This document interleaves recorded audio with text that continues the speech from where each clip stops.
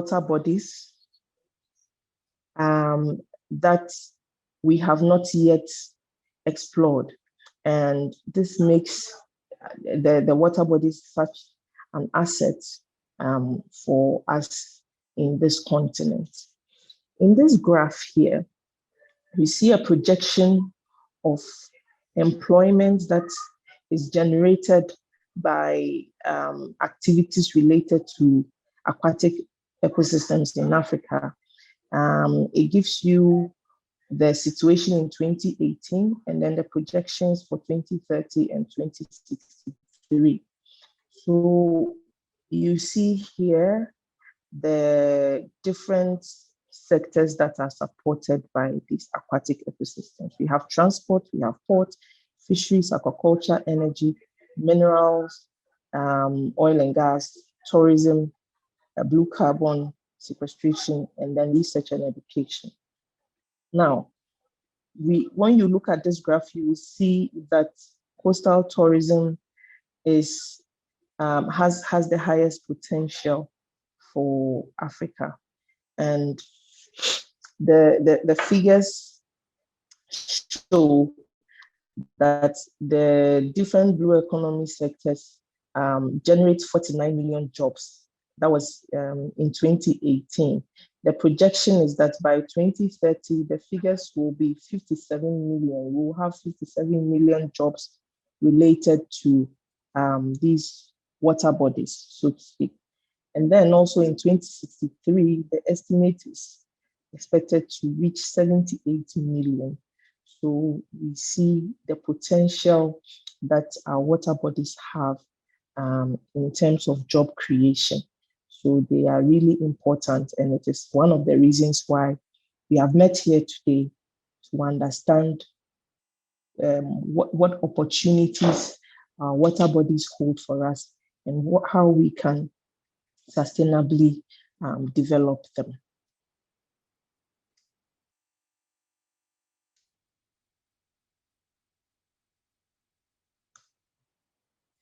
Right.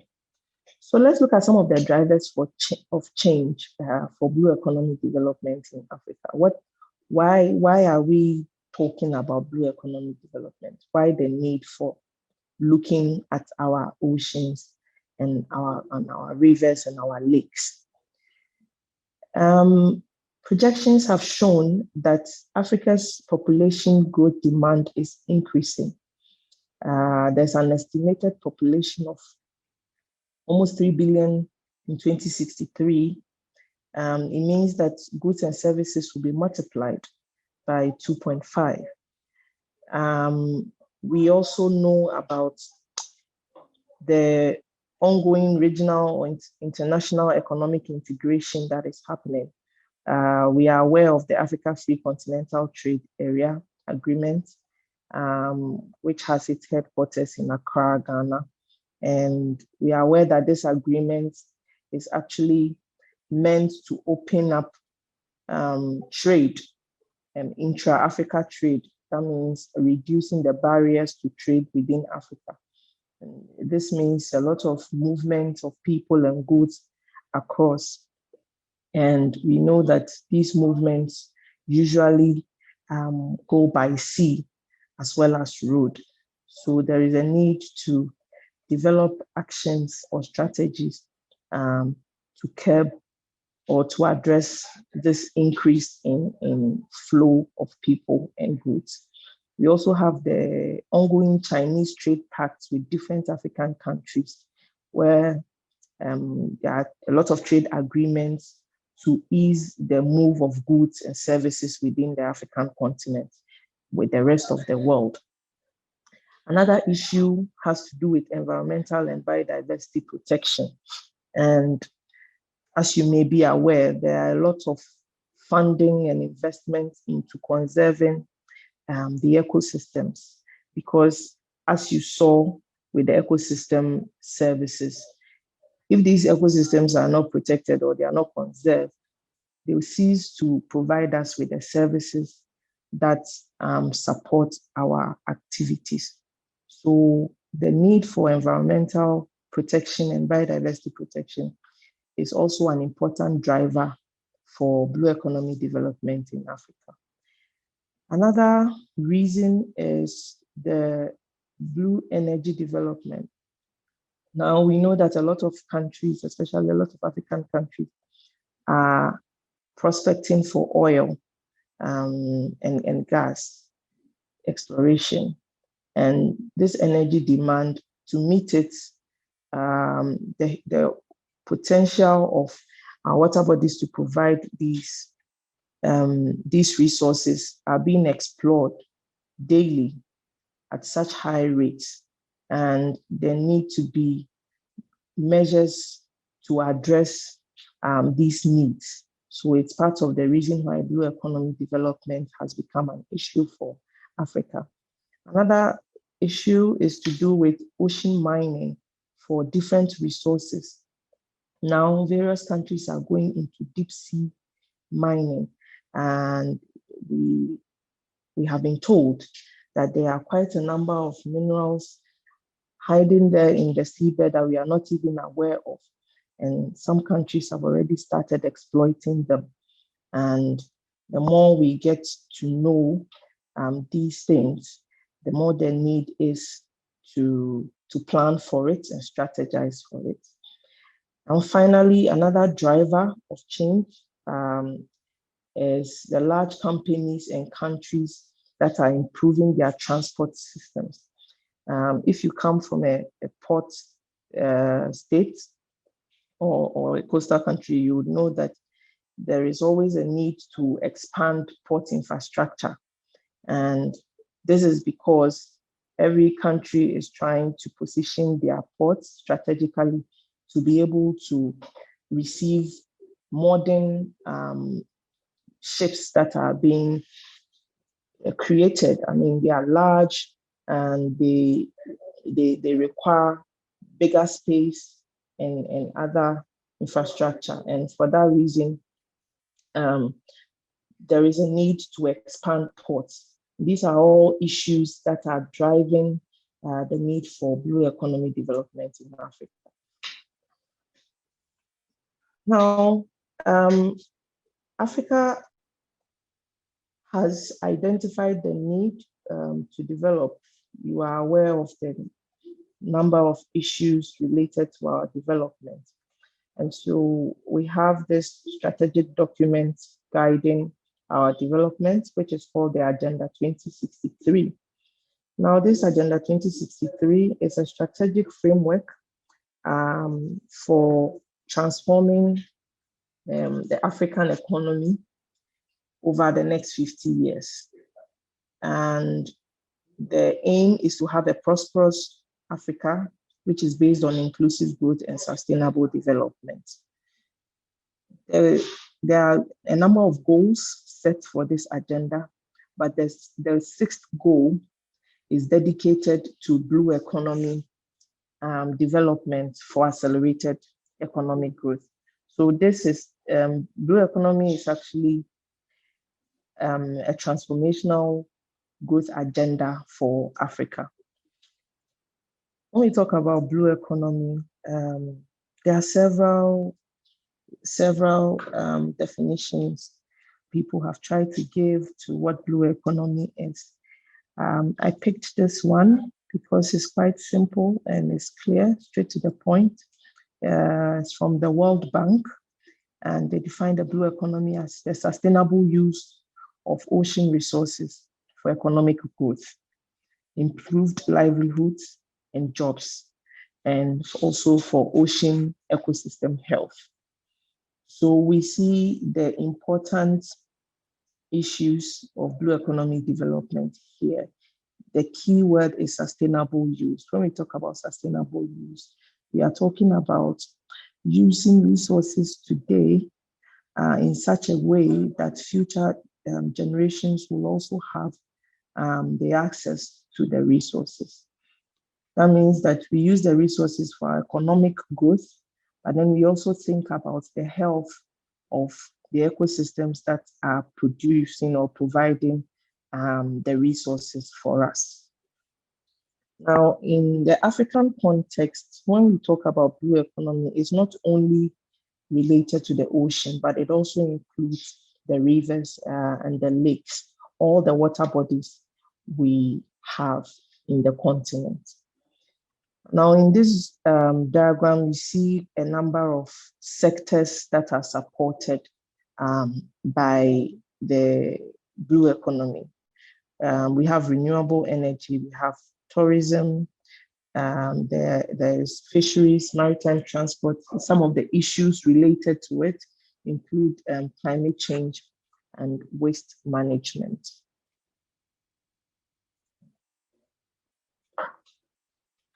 Now, the blue economy is a developmental strategy, as I had already explained. It is a strategy that Africa is looking up to strongly to push our development agenda forward. It is a tool that is supposed to enhance socioeconomic diversification, innovation, investment in human capital, regional and international trade integration. It's also supposed to be a management tool for managing our resources within the water bodies and to safeguard against pollution and overexploitation. It's also a tool that is supposed to strengthen governance of the water spaces to enhance the quality of public services and improve business climate. Now, my aim is not to make you blue economy specialists in this training, but I want you to have a sense of how extensive and how wide blue economy is. Now, in this circular diagram here, we see blue economy in the middle. The pillars of blue economy are three because it works on the import of sustainable development. And we know that sustainable development has three pillars: environmental, economic, and social coming together, right? So it's not just looking at the economic gains from the blue systems or from the water bodies, but we're also looking at how we can sustain the environmental health, okay, and how we can benefit socially as well. So these are the three pillars of the blue economy. Now, the concepts related to that are diverse, related to depending on which of the pillars you are looking at. So when we look at the economic pillars, there are concepts of circular economy, sustainable business opportunities, quadruple bottom line decoupling. So those of you who have strong economic backgrounds, you understand these concepts. These are all concepts that come to play as far as the economic aspect of developing the blue economy is concerned. Then we come to the environmental sustainability. The pillars for environmental sustainability, we are looking at issues of ecosystem-based management, accounting for nature's value, conservation for development. Again, those of you who have some environmental background, I want to believe that you are familiar with these concepts and you are aware of them. Maybe in another training session, we can talk about these into details, but these are just overview of some concepts guiding blue economic development. Finally, you have social sustainability. For the social pillar, we are looking at issues related to gender equality, because when we are developing blue economy, we want to make sure that both men and women, youth benefit equally from these arrangements. We're also looking at benefit sharing, sustainable consumption. And these are concepts, social concepts guiding blue economic development. Now, finally, we look at the tools and opportunities. For the economic tools, we're looking at the use of establishment of green ports debt swaps, ecotourism development, green fees. These are some tools that are applied for the economic pillar in blue economy development. The social tools, we are looking at improved well-being, fair trade, fair multilateral and bilateral agreements. Then finally, for environmental tools, we are looking at employing tools like marine protected areas, land and marine spatial planning, blue carbon, eco-labeling. These are all tools that come to play in blue economy development. But as I said, maybe if you have questions related to this, I will address them later on. Now let's look at the strategy that Africa has for developing its blue economy. This strategy was developed by the African Union, and it is known as the Africa Blue Economy Strategy. If you're interested in knowing what the strategy is, please, I invite you to look it up online and have a read. It's quite straightforward. This document was designed to guide the development of an inclusive and sustainable blue economy that becomes a significant contributor to continental transformation and growth. And this document seeks to do that through advancing knowledge advancement on marine and aquatic biotechnology, environmental sustainability, growth of the shipping industry, development of the sea, river, lake, transport and fishing, exploitation and beneficiation of deep sea mineral and other resources. So the strategy that Africa has for developing its blue economy includes knowledge sharing, advancing the knowledge of the blue economy. And it's one of the things we are doing here today. So for the purpose of achieving the objectives of the blue economy strategy for Africa, we are already doing so. Now, the strategy has divided Africa's blue economy into 5 thematic areas. The first thematic area is dedicated to fisheries, aquaculture, conservation, and sustainable aquatic ecosystems. The second thematic area focuses on shipping or transportation, trade, ports, maritime security, safety, and enforcement. The third area is dedicated to coastal and maritime tourism, climate change, resilience, environment, and infrastructure. The fourth one is dedicated to sustainable energy and mineral resources and innovative industries. And the final thematic area has got to do with policies, institutional and governance, employment, job creation, poverty eradication, and innovative financing.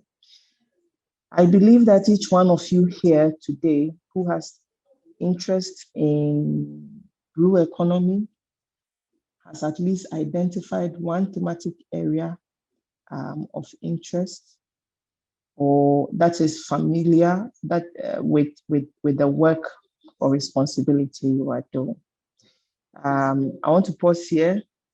I'll give 1 minute for each of you to just type in randomly which of the thematic areas is of interest to you, quickly, before we go ahead.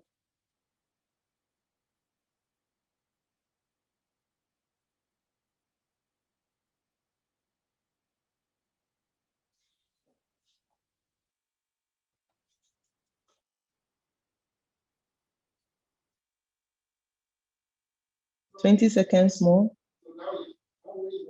You don't need to type the whole thing. Just put the number of the theme. Okay, theme 1.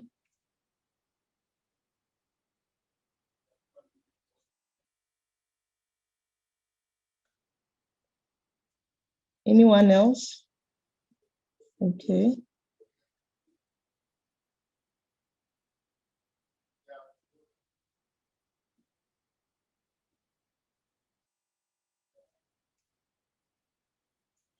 Theme 1 seems to be winning so far. Any interest in the other thematic areas?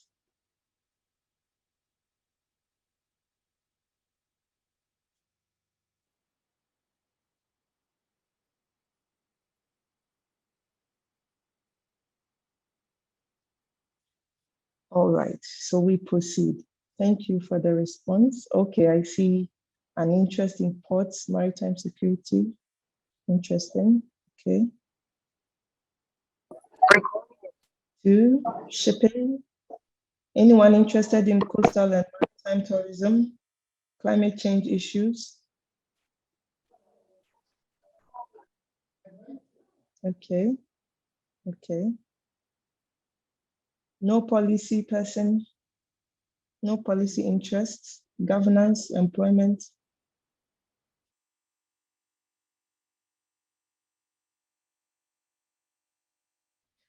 Great. So thank you. Thank you for the response. Okay, Lizzie has interest in governance, policy. Amazing. So what we are going to do now is to delve into each of these thematic areas, just to give you an idea of what is entailed in these thematic areas, what the issues are, where the opportunities for providing solutions lie. And so you can start thinking about how you can place yourself in this universal developmental agenda.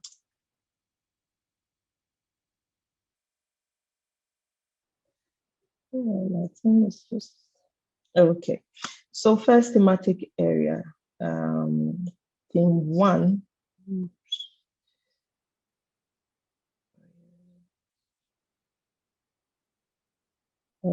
What is happening? Sorry.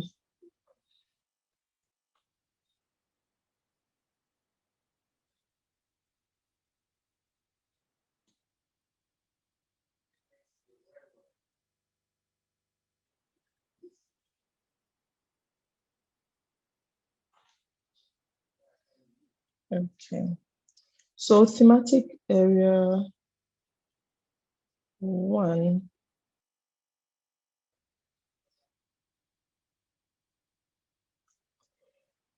Please pardon me. I don't know what is happening to my cursor. So thematic area 1, as I said, is on fisheries, aquaculture, conservation, and sustainable aquatic ecosystems.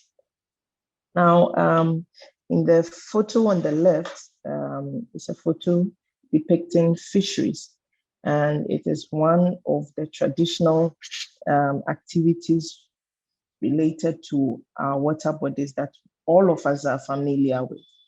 And we are aware, especially for those of us in West Africa, the problems regarding fishing. And we are aware of how the fish stocks are declining and how fisher folks are losing their livelihoods. This has been attributed to various reasons, including overfishing,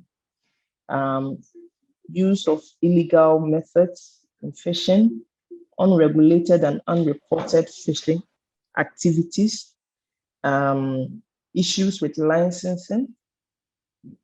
Sorry, we are aware of how foreign vessels take advantage of our weak enforcement of laws to exploit our fisheries resources.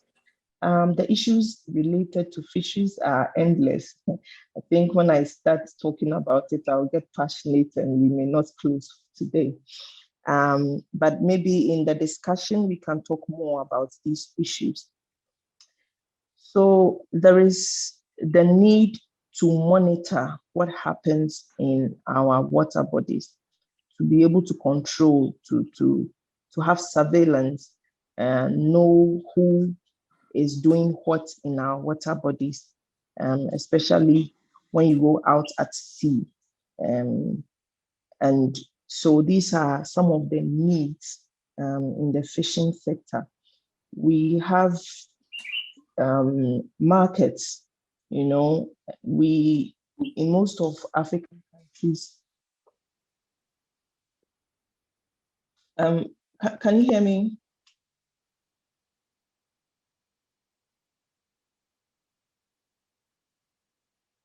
Uh,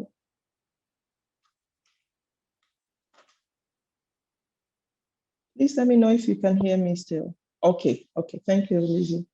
Yeah, so as I was talking about fisheries, um, you know, for example, in Ghana, we catch fish.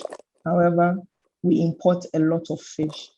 In fact, our demand for fish cannot be met by what we catch. So we import more fish to supplement our demand for fish. And we eat a lot of fish in Africa, a lot of fish. We we we find fish in almost all the meals we prepare. So if we are talking about developing blue economy, especially fisheries, there need to be ways and means to improve the fish value chain. Most of the time we just catch the fish. We do some frying, some smoking. After eating it, that is it. There are a lot of other products related to the fish. These value chains have not been developed. Young people like you and I are supposed to engage in research, innovation, develop technologies that will properly develop the value chains of fisheries, as well as effectively monitor. Um, in certain countries, they are using drone satellite images to identify what is happening in the water bodies, who is doing what, to be able to curb this issue of illegal and unregulated, unreported fishing. So that's a bit, I would say, about fishing. I think maybe we can talk more after the presentation when there's time. I'll move on to the next issue under this thematic area, which is aquaculture. Now, due to the strain on wild fishing, aquaculture is an alternative that is being propagated to complement the traditional fishing.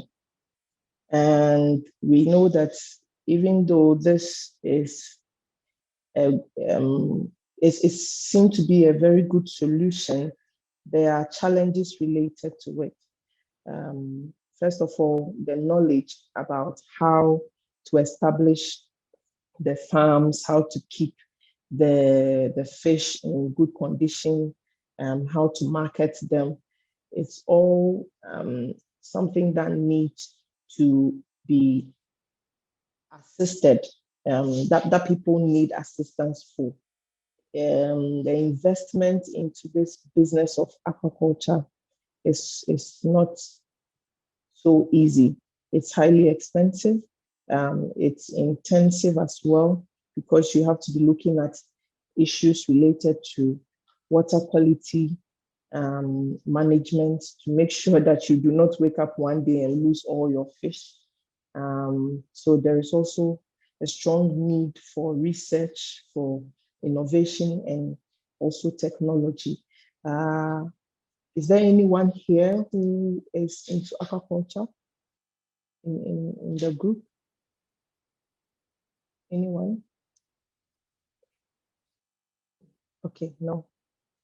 All right. So we move to the third issue under this thematic area.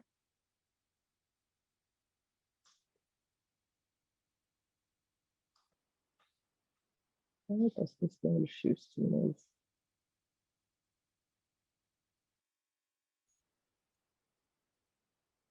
Okay. So this has got to do with conservation. So we understand from the various discussions we have been having that the ecosystems undergo a lot of processes to provide the benefits that we derive from And our activities usually destroy these ecosystems. When you go to certain places, they conduct fishing using some very destructive methods, like using dynamite, using extremely small nets to catch all the juvenile fish before they even grow to reproduce. And all there are other activities like trawling, bottom trawling, where they use wide nets that have some form of dredges to dredge the whole seabed and uproot all the plants and destroy the whole ecosystem. So there is a need to conserve, put in measures to conserve the ecosystem to make sure that it continues to provide the benefits that we derive from them. And this is what we call conservation, and it is part of the first thematic area under Blue Economy for Africa. When it comes to conservation, there are different management measures that different countries put in place to ensure conservation. One of them is the establishment of marine protected areas. Another one is to enforce closed season for fishing. For us in Ghana, we are very much aware of the closed season. That's a time where a portion of the sea is closed to fishing activities. And in all of these, there should be policy, policy development to enforce that, to ensure that these measures are actually put in place, compliance. Do people actually comply to these measures? We need research. We need to understand what to protect, what species need protection, what kind of protection should we give. We also need monitoring. So all of these are areas that we can support as young people to develop to ensure that we achieve the goals of this objective. So that's it for thematic area 1. Now we move on to thematic area 2, which is shipping, transportation, trade, ports, maritime security, safety, and enforcement. Now I know that we have some students from the Regional Maritime University with us. I believe strongly that you are well aware of this thematic area. Now let's look at some of the issues related to these sectors and what we can do or what is needed to be done. Now, we know that when ships move, they are large vessels, they move to and fro, they burn a lot of carbon, they contribute to the release of carbon dioxide in the atmosphere, and that is a challenge for our climate. So there are lots of ongoing initiatives to reduce the carbon footprint of ships as they move to and fro from country to country. And for those of you who are aware, there is the ongoing discussions on climate change in Egypt, the COP27, where all of these issues are being discussed. How can we use clean energies to reduce the emission of carbon dioxide and other harmful gases into the atmosphere? And this is related strongly to shipping and maritime transportation. Now, another big issue with this thematic area is maritime crime. We are aware that when ships move, money moves, okay? Ships carry items, goods, people, and it is money. We talk about tankers. When tankers are moving, they are moving crude oil, which is a lot of money. So criminals have also mastered the art of following ships attacking ships, stealing from them, robbing them, kidnapping crew, and all of that. And these are issues related to shipping, not just on the ship, even at the port.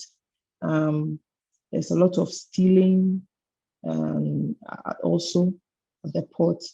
Another issue related to this thematic area is the issue of pollution. Different forms of pollution from the ships, and there are a lot of conventions put in place to prevent these.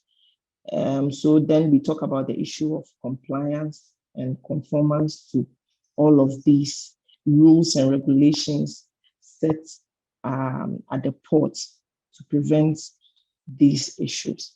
There's also an issue of safety of life at sea. People go out to sea, sometimes they get missing, they die, they get stranded. And when COVID-19 struck, it was such a terrible time for all of us.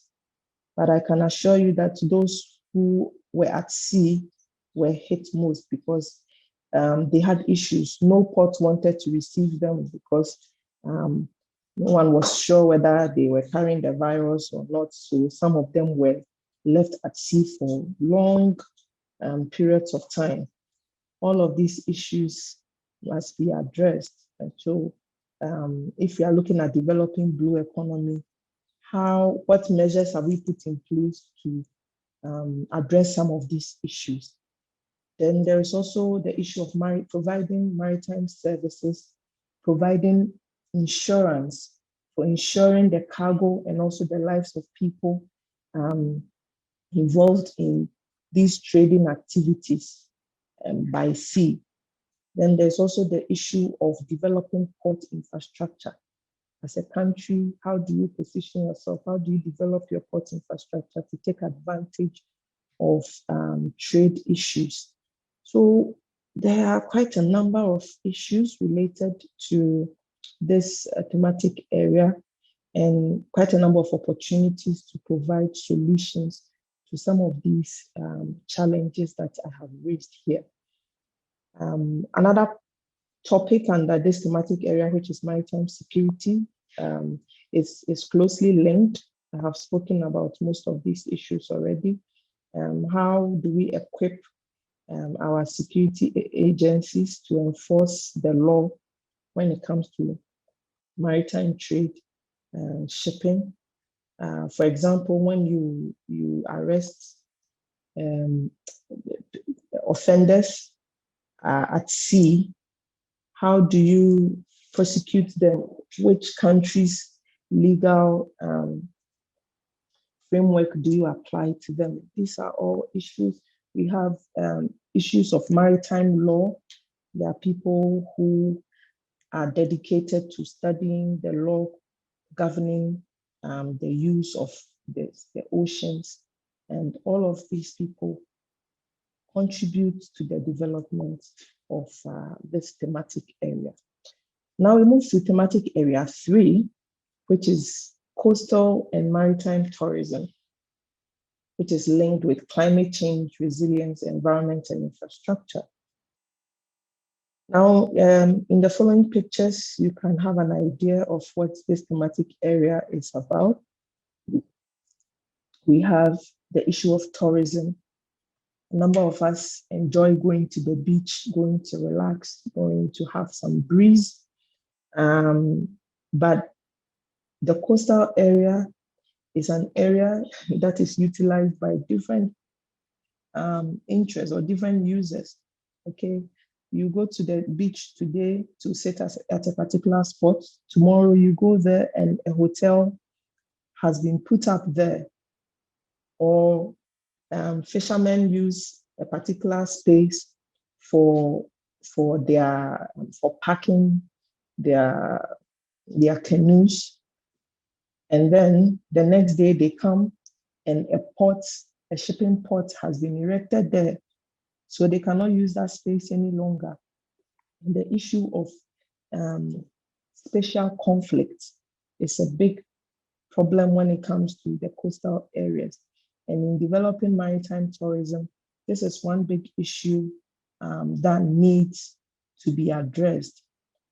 Does the country have a plan that indicates where activities should be conducted? For example, do we have a plan that shows where fishermen can put land their canoes, or where different coastal development activities can take place, hotels, pubs, whatever.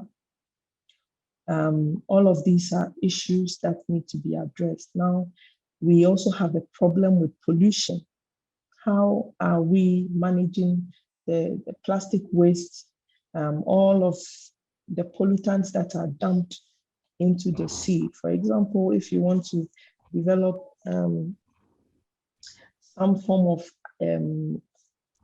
touristic activity in a particular beach, and the community members are dumping their refuse at the beach, how do you go about it? So these are also issues related to tourism. Now we come to the issue of the impact of climate change. We see that the beaches have been transformed over time. In places where we used to have a lot of coconut trees and mangroves that were protecting the shoreline, we have cut them down to build houses, and now there's no protection for these areas. Then the effect of climate change is causing erosion, and we are losing our beaches. That is also an issue that needs to be addressed. We have ongoing activities or interventions to address the issue of coastal erosion across various countries. People are talking about using nature-based solutions, such as replanting mangrove trees. Others are also talking about using sea defense, hard engineering to protect the beaches. Others are talking about beach nourishment, bringing sand to re-nourish the beaches. All these are issues that require innovative solutions to address, because if you are looking at developing these various economic activities that we are seeing from the graph, if you remember the graph I showed in the beginning, we are saying that coastal tourism has the potential of creating more jobs for African countries. Now look at the issues we have. What solutions are we providing to make sure that the projections that we saw are realized? We look at thematic area 4 now, which is also dedicated to sustainable energy, mineral resources, innovative industries. Now, for most of us in Africa, this thematic area is a bit far from developed for us, but it's also an area that has a lot of potential, economic potential, because as I had said before, we are looking at different energy sources away from oil and gas. Certain countries are looking at wind energy, wave energy. And so you see in this first picture, you see wind turbines that produces electricity using wind. And these turbines are installed in the ocean. In the second one here, up here, we see for an oil rig that is used to extract oil resources. This one is for wave energy. There are turbines put also in the ocean to generate energy by waves. Now, we see here in the picture below, deep sea mining. And this, I'm sure most of us are not familiar with, but these are some examples of some of the minerals at the bottom of the ocean that people are mining. We have sulfide deposits, manganese nodules, cobalt. All of these are minerals that people use to do different things. We also have them. Very soon, we will also go into deep sea mining. What capacity do we have to do that? Are we ready? Do we have the technical capacity to create employment out of these things, right? We have salt mining. Salt mining, we are aware of it already. But again, salt mining has a lot of conflict with other issues. For those of us in Ghana, if you remember, not so long ago, there was an issue at Adan where we produce most of our salt. A company had come, wanted to buy the salt pans and use it for something else. And that was a livelihood issue. So the whole community was up against it. All of these are the challenges related to blue economy. Okay. And I'm talking about them so we begin to think about where our interest lies, where the solutions need to be provided. Now, the final thematic area, which is on policies, institutional and governance, employment, job creation, poverty eradication, innovative financing. Now, some of these issues I have already addressed in some of the thematic areas, but this is a cross-cutting theme that looks at how we can set policies to be able to achieve the goals for the various themes. Okay. Now, I want you to have a close look at this picture here on the left.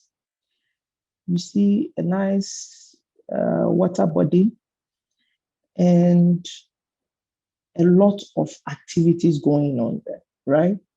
We see some holiday makers enjoying themselves at the beach. In the same water, you see fishes, you see somebody fishing there, you see someone diving down here, you see the pots right here, you see a wind turbine somewhere there.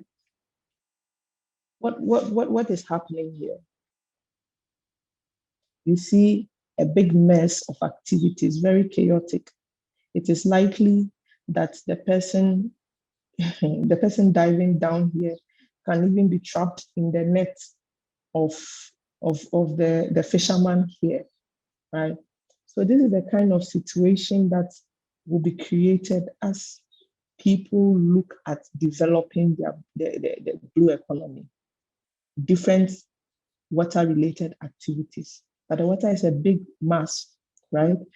And so there is a need to have some form of plan to identify what happens where to prevent conflict. And that is where this thematic area comes in. The use of tools like marine protected areas, marine spatial planning, to identify areas for conservation, areas for economic activities, and the likes. There is an issue of educational programs, okay, that identifies how these issues can be communicated to the people to understand. There is a need for legal frameworks that provides laws to govern the use and access to the ocean or the river or whatever water body we are talking about. Now, in this picture here on the right, unlike the one on the left, you see a nice plan, okay, where a country has tried to plan its water body and put it into zones. So you have where the broken lines are is a marine park. And then there are areas within the marine park that is set aside as a conservation zone. So that is where you see in the pink patches. Then you have a place that is reserved for bait fishing. You have a place that is for multi-use, any kind of use. Those are the places in yellow. You have the places in purple, which is the transportation zone, you can see. Then we have the anchorage zone. So these are the lines are the transportation zone. That's where the ships use. So this is the kind of thing we are talking about, where we have people who know how to create design maps to help in designing these plans for avoiding conflict and the like. So this is another area of that could be of interest where one could support in achieving thematic area 5. Now we go on to my last slide, where I will attempt to summarize all that we have spoken about today. And in this slide, I want us to see where a summary of the opportunities, the career and business opportunities related to the blue economy. So someone may be interested in the natural capital that has got to do with conservation, biodiversity protection.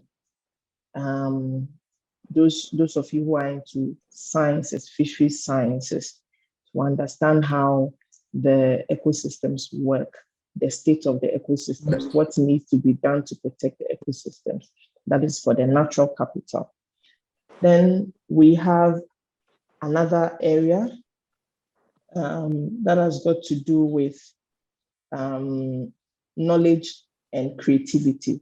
So those of you into academia, research, how to produce the knowledge to share with policymakers, with the communities, with individuals to understand the potential, the benefits of the blue economy, and how we can take advantage of it, and how we can also protect the ecosystems.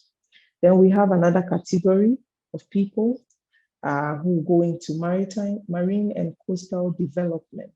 Okay, anything to do with all the activities, shipping, tourism, energy, and the likes. And the final category is on extractable natural resources. Okay, that has got to do with direct extraction of natural resources, including fish, oil and gas, deep sea resources, and all of the other things we have spoken about today. So I would like to draw the curtains here. We have looked today at what the blue economy is, what it means for Africa,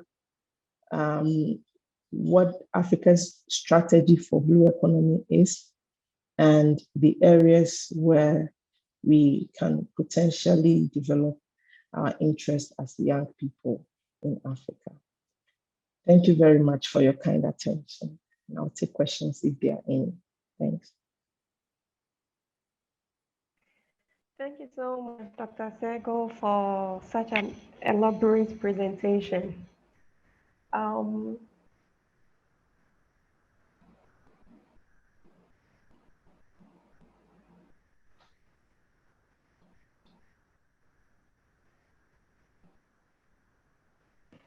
Okay. So we would have some questions for you. Initially, I think when I gave the housekeeping rules, most of the participants were not in yet. So I'm going to go over that briefly. Now we are going to have the Q&A section, and we will still ask that you all mute your microphones for us. We would ask that you kindly post your questions in the chat feature. So we would read the questions to Dr. Sagoe, and then she would address them accordingly. So if we have some questions, we can start taking them now.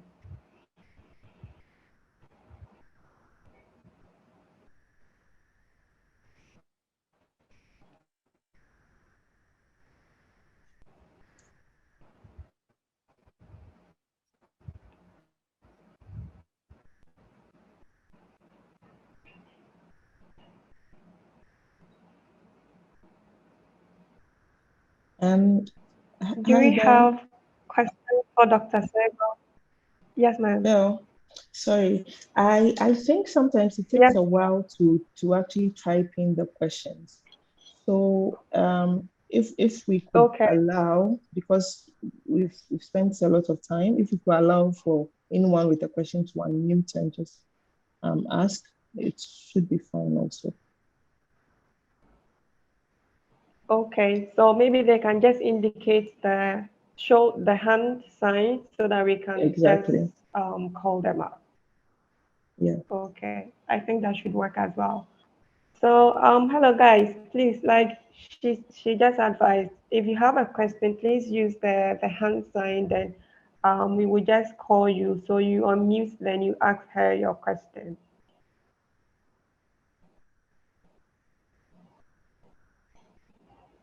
Okay, Anthony. Anthony has a hand up. So we will take a question from Anthony, please.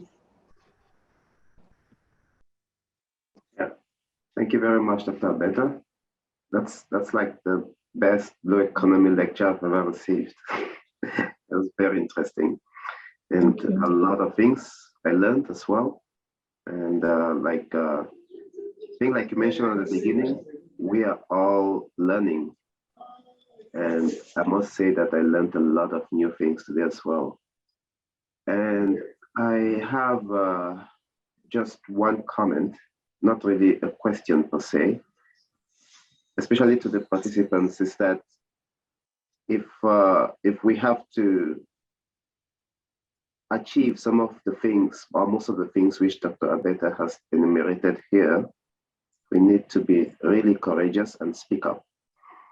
And one thing I've noticed amongst African ECOPs is that they are very shy and they don't want to talk. And we cannot really progress and achieve anything in this world as it is today with a lot of power play if we always sit in the background and do not express our feelings and our opinions. And so that's from my experience traveling around the world and seeing what is happening in other places. Even if what you have to say is as wrong as anything, say it anyways, and then you will know whether you are wrong or not. And so please, I think as we move forward, you should really speak up and just talk and be interactive. And that's how this program also will benefit from your comments and your interaction. Now, Dr. Beta, you mentioned one thing which I just wanted to add one other thing to it concerning maritime security. You said that you talked about different aspects of maritime security, and but you forgot to mention one, which to me is also very important, and that is the fact that those businesses and containers and things that are shipped to Africa could also not be good for Africans. And that's a very important aspect of maritime security. For instance, there are drugs. Sometimes they're expired medications. Sometimes there are weapons that, because we have all types of civil wars in Africa, we don't manufacture weapons. And so these are very important aspects, and like us young Africans should also be very aware of these things. And if we find ourselves in positions where we can make a change concerning any of these aspects, I think we should also, we should be able to do something about it. Yeah, thank you. That's about it for my first comment. Okay, Anthony, thank you. I think that was a good inclusion or addition of the issue, especially related to maritime security. And I think we should sit up and change the status quo. People are placed in charge of, monitoring some of these things, and sometimes they are just corrupted by, but the most important thing to know is that the end goal of all of these things hurts our economy. And I think that's the message that we should drive home this afternoon. Wherever you are placed, wherever you find yourself, I think you should, if we are talking about sustainable development, we are talking about the future, we should be mindful of some of the things we do. So I think there are quite a number of questions, and I'll ask Belinda to coordinate them.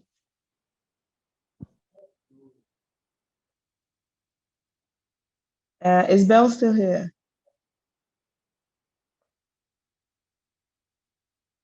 Belinda?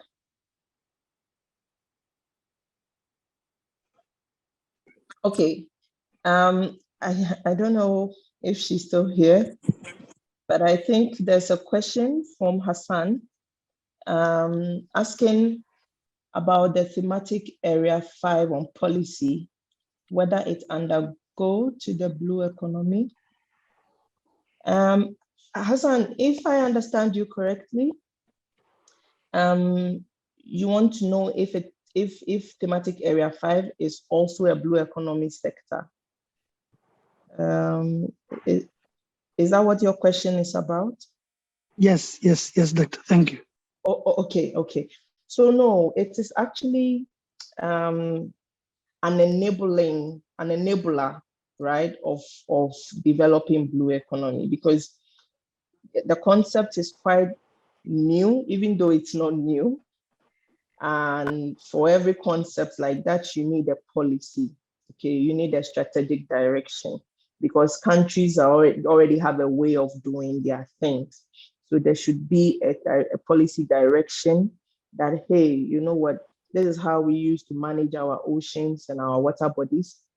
But now, because we are looking at it for transformational development, we are going to take A, B, C, D steps towards achieving it. And we need policy for that, right? We need legal frameworks for that. We need institutional development for that. So that is what the fifth thematic area is about. It's kind of providing the enabling environment to develop the different other 4 themes that we have. So it's like a cross-cutting theme, if I should put it that way.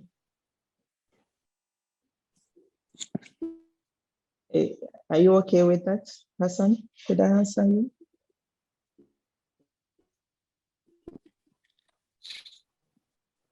Okay. So then there was a question from Benjamin, as I see here. Benjamin is asking if there are connections between the thematic areas. Benjamin, I'm going to allow you to attempt to answer that question for me. What do you think?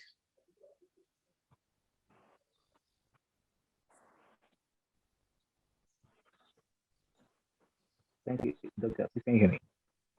Yeah. From what I just heard, yes, I can find that some thematic areas are cross.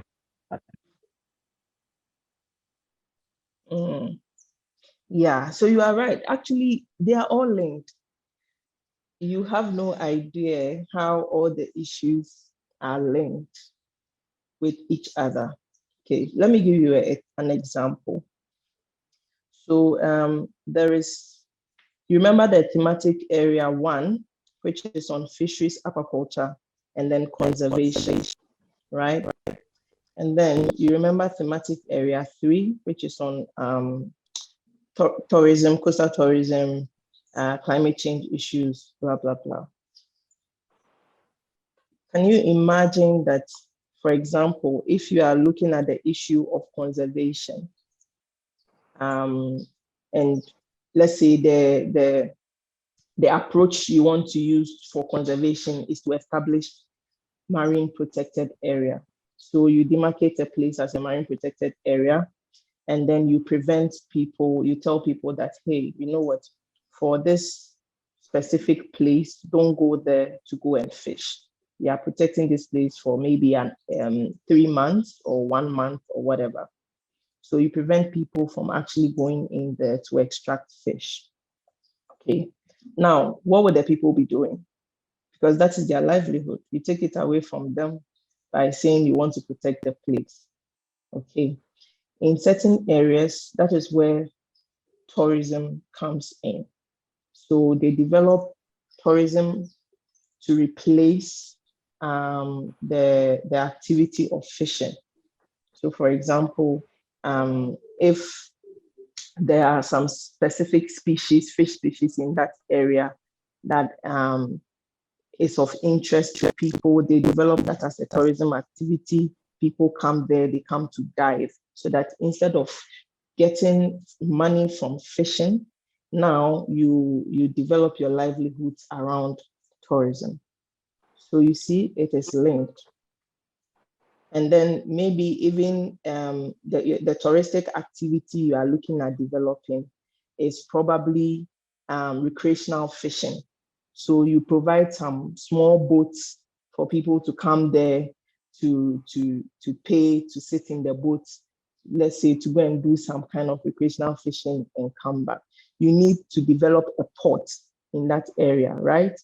To hold the vessels or the small boats that you are providing. So the issues are really related. All the thematic areas actually work hand in hand. And that is why it's a broad, it has to be looked at in a broader context.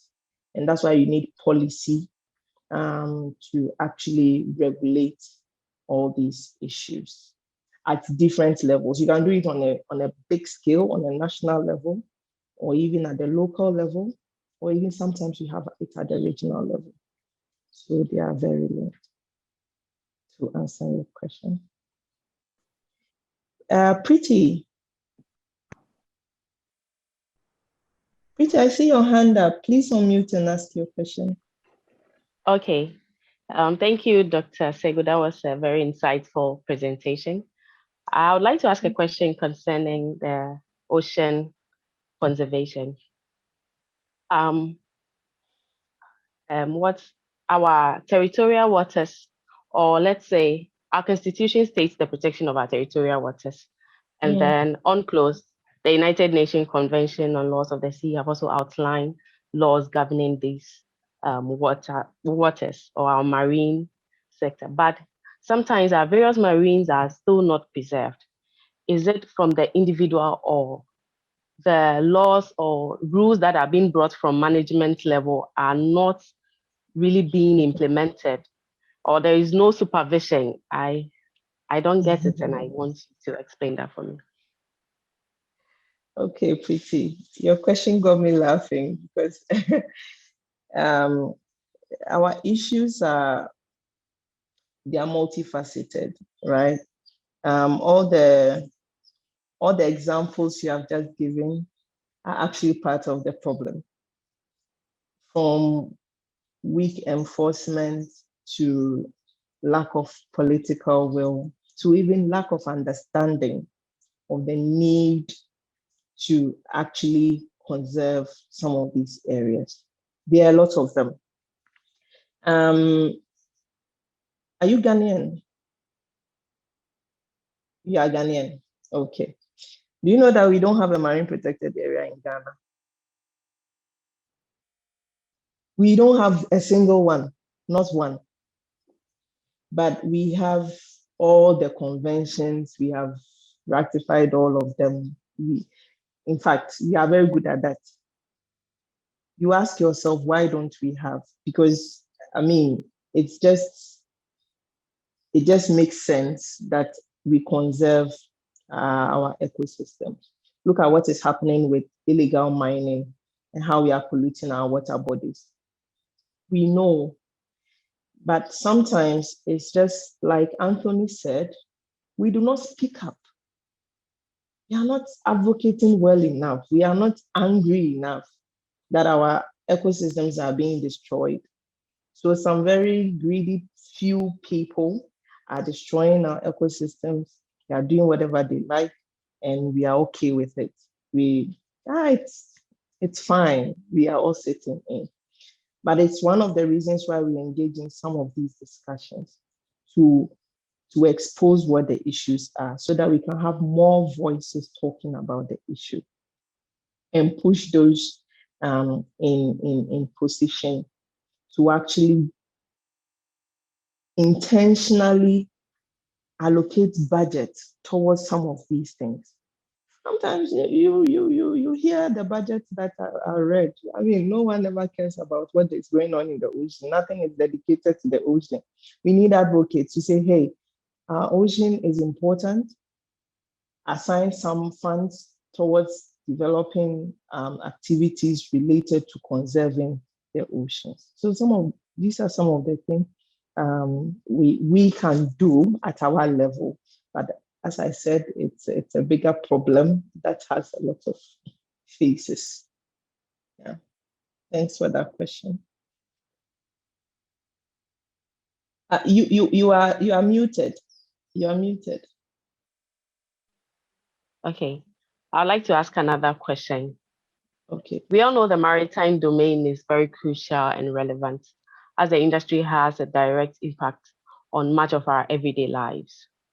There are so many concerns regarding the industry. And I want to ask if, before ironing out these concerns, should there be a way we should revisit our existing structures that is governing the sector, or perhaps review them from time to time? Yes, I want to find out if we have to do that. Anyway, so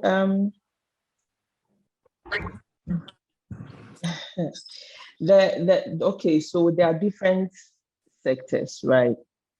What Blue Economy tries to do is not to look at just one sector, but to look at the bigger picture and how to address some of the issues. Okay. It's not like we have not been managing our water bodies over the years. We have been doing that. The Blue Economy is just a way of doing that in a better way, in a more sustainable way. You understand?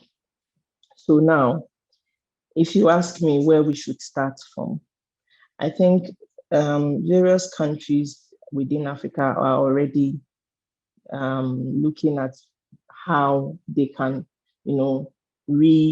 reevaluate management systems for their ocean spaces. And different countries are developing what they call their blue economy strategies. We have good examples from Seychelles, from South Africa, even Togo. Ghana, as I know, is also taking certain steps towards that. One of the things you look at is to conduct a review of all the sectors, understand what the sector challenges are, where the priority areas are. As you know, it's very broad and you cannot do everything at the same time. So most countries are prioritizing. What should we do first? Which sector should we look at first? Should we look at developing our ports first? Or should we look at salvaging our fisheries first? Or should we look at focusing on tourism first? It is specific to geographical locations. It's not like one strategy for all.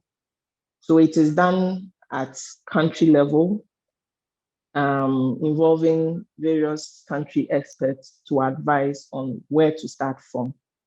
And then you identify the drivers. We talked about some drivers for the whole of Africa, but in specific countries, you have different drivers. So for example, maybe Nigeria will say, well, our driver is maritime security. We want to ensure maritime security. That's our priority. So actions that will be taken to ensure that maritime security is restored, then that will trigger other activities to address other issues, right? Ghana might take a different stance. Kenya might take a different stance. But at the end of the day, the idea is that we should really look at how we are managing our ocean space. Okay. Well understood. Thank you. All right. Is Bell back? Yes, I am.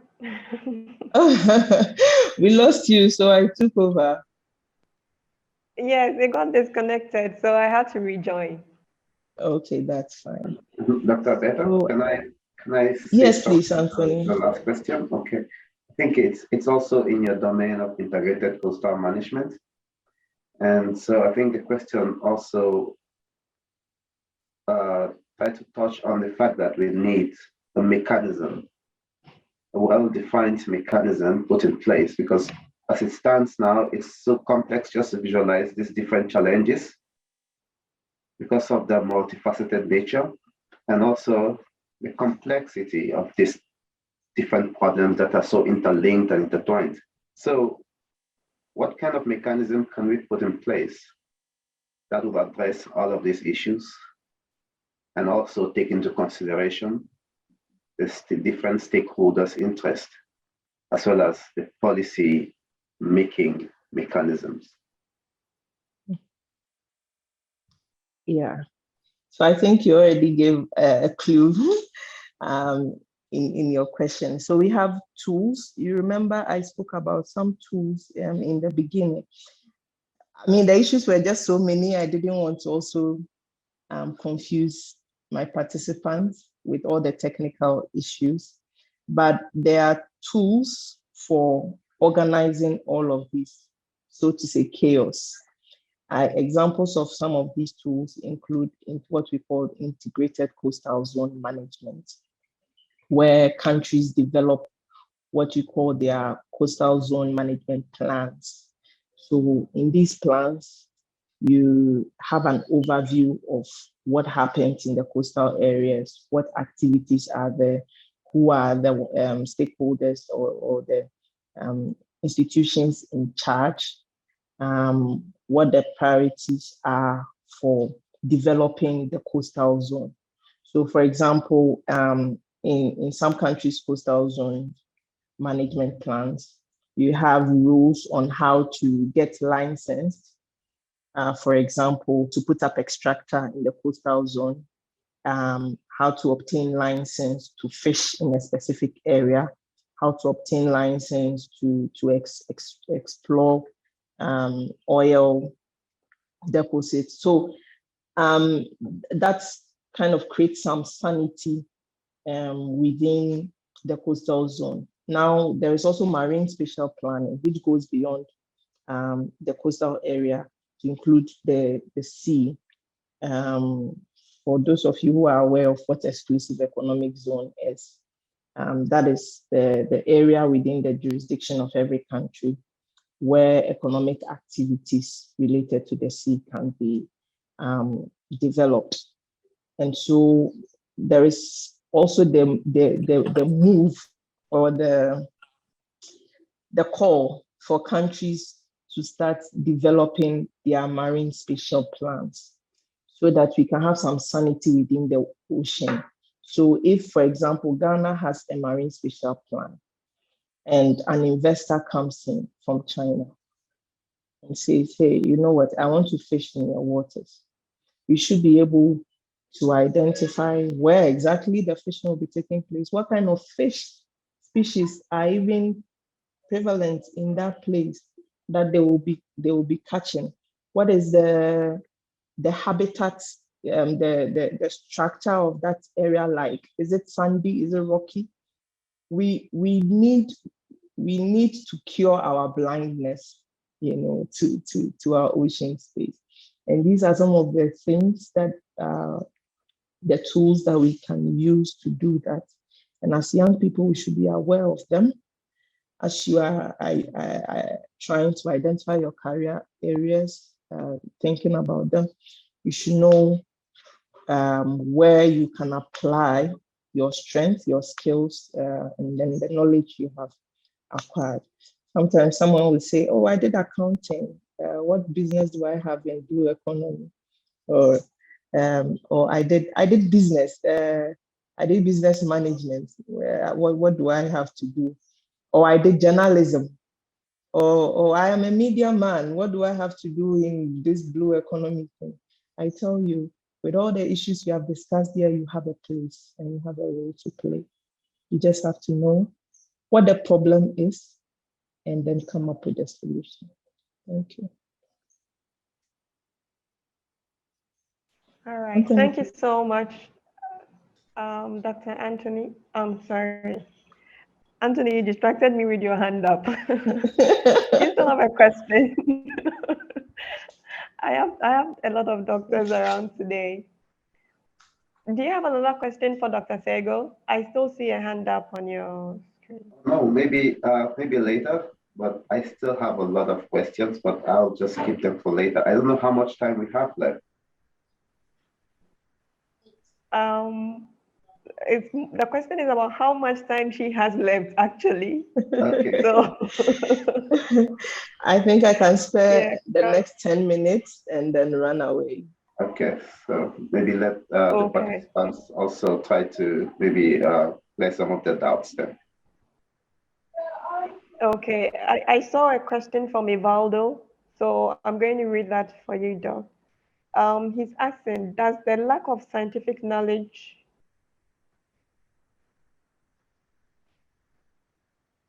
could be a relevant fact problem for this topic? I think what he's trying to ask is if the lack of scientific knowledge has some relevance on the topic of blue economy. Okay, I think I'll allow Anthony to answer this one. Okay, Anthony, please, did you get the question?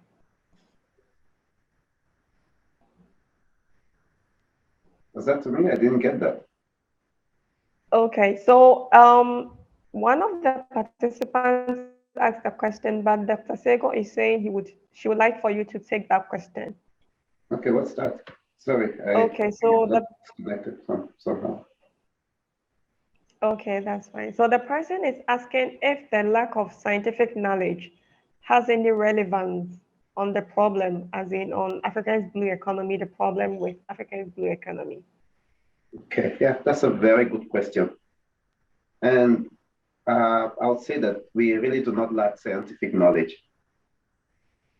And I think all of you here encourage you to try to join the ECOP network, ECOP Africa network after this.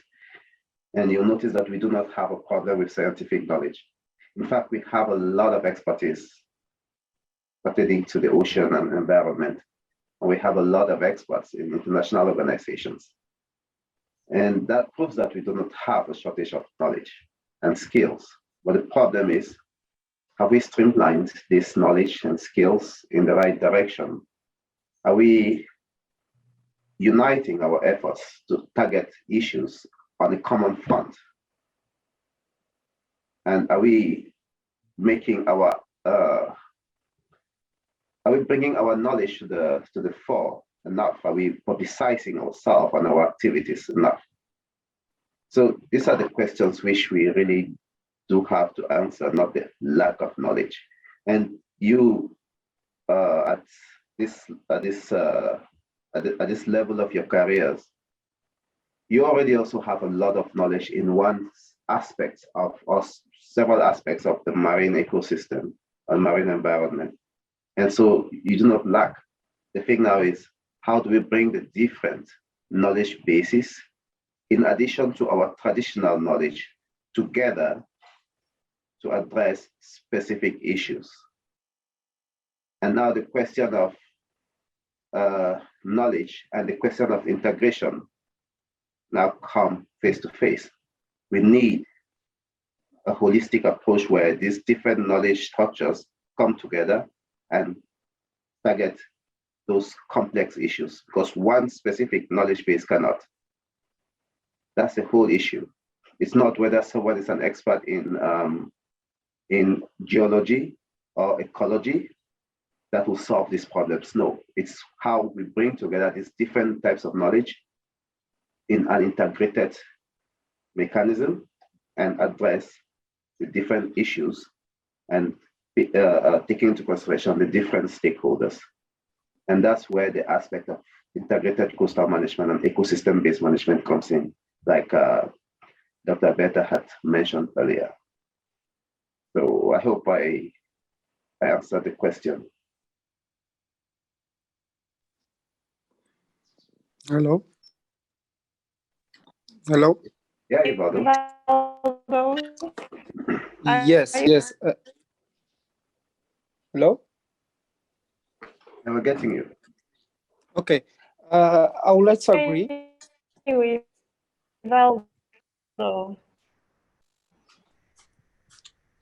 Yes, I was saying that I would like to agree with this because I do understand the all the marine spatial planning, all the planning that we are going to apply on the ocean. We need the scientific knowledge from the ocean, and if we don't invest, many things that we don't know or we don't understand, that the ocean is not the same with the Earth.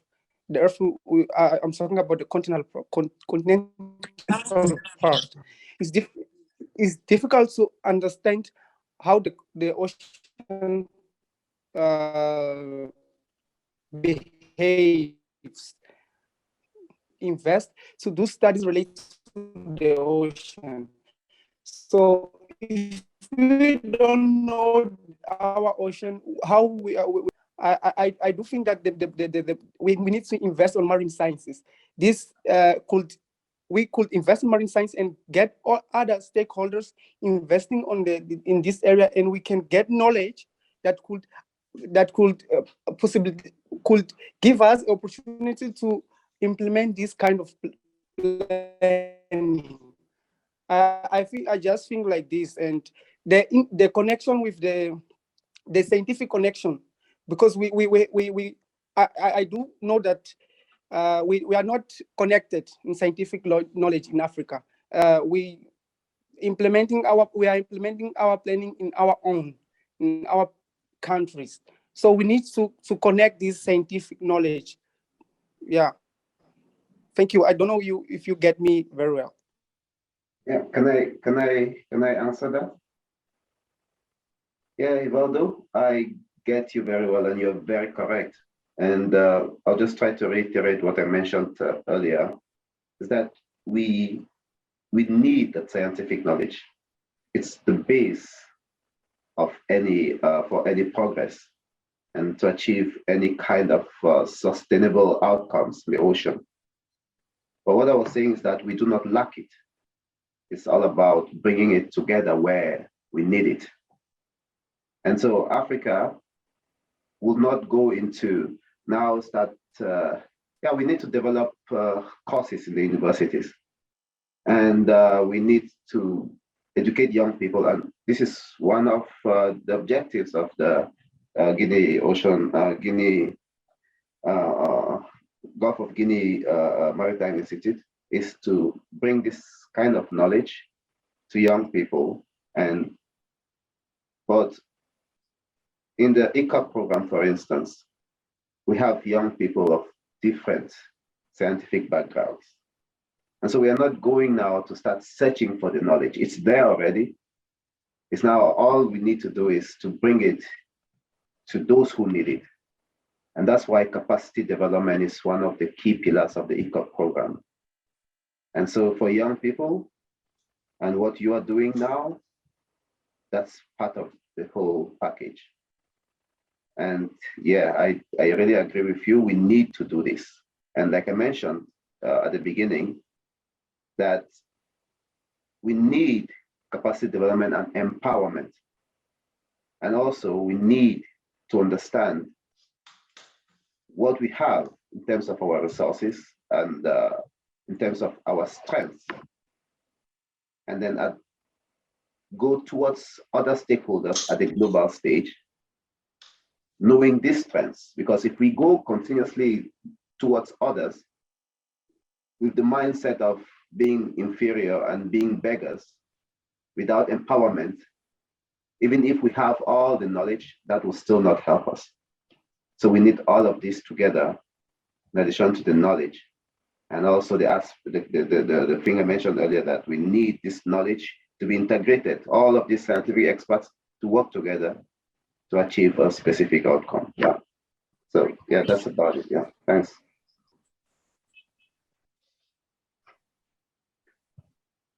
I wanted to add something quickly to this issue of scientific knowledge and information.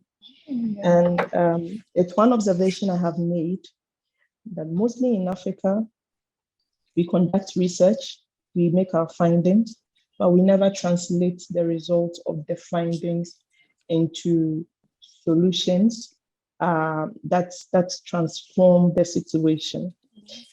We in academia, we the educated ones, in most cases, we have failed the uneducated masses because we do our research to get our degrees, we pack them in our suitcases and now take our certificate, and then that is the end of it. In our own small way, the findings we make, how do we transform them into projects that changes the lives of people or the perceptions of people or the way we do things in our communities? And that is one thing we should be thinking about. Usually we rely so much on funding.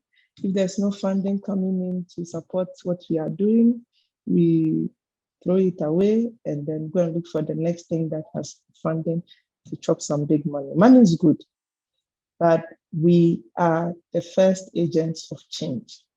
So please, let's put that at the back of our minds that even as we conduct research, the research result is not for us.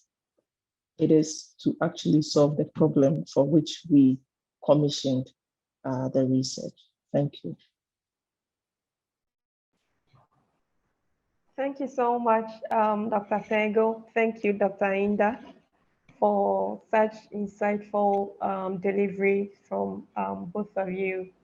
I'm quite certain that we've not only learned something today, but we've also been given a lot of things to think about as young people and our participation and contribution to this agenda of capitalizing on Africa's blue economy for economic gains. So we are so grateful to have you here with us, Dr. Sagoe. I think if we do not have any more questions for you, maybe we will give you the permission to fall out, and then Dr. Inda would stay with us for the interactive section.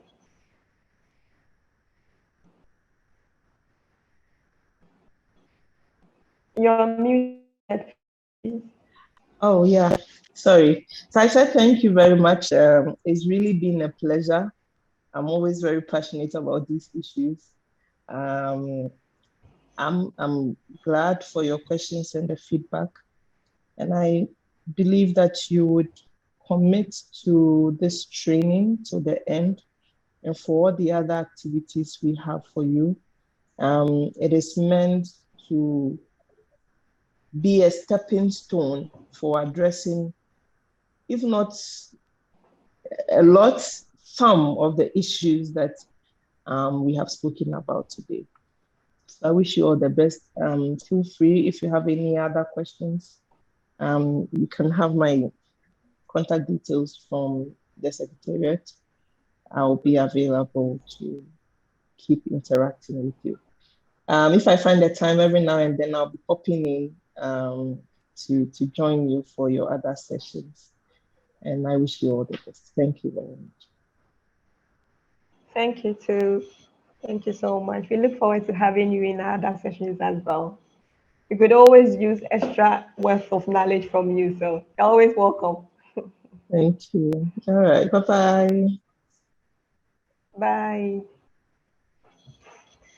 Okay, so for this session, we just want to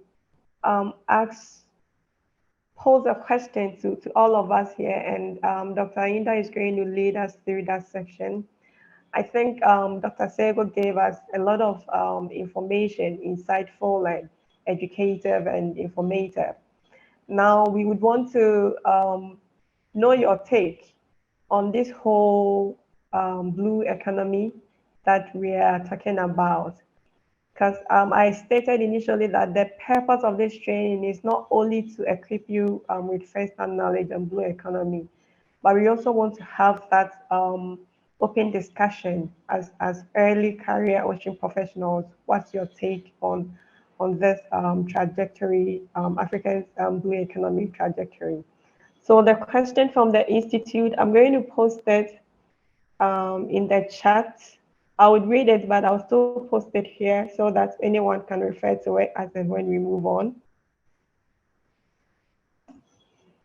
So our question to everyone is, what are your general observations on investment in Africa's blue economy? And do you think investing in our blue economy has the potential to help develop our blue resources as a continent? And so, Doc, we would like for you to lead this interactive session with us so that you will take the views and points of our young ones, and you also add your own knowledge to it for us.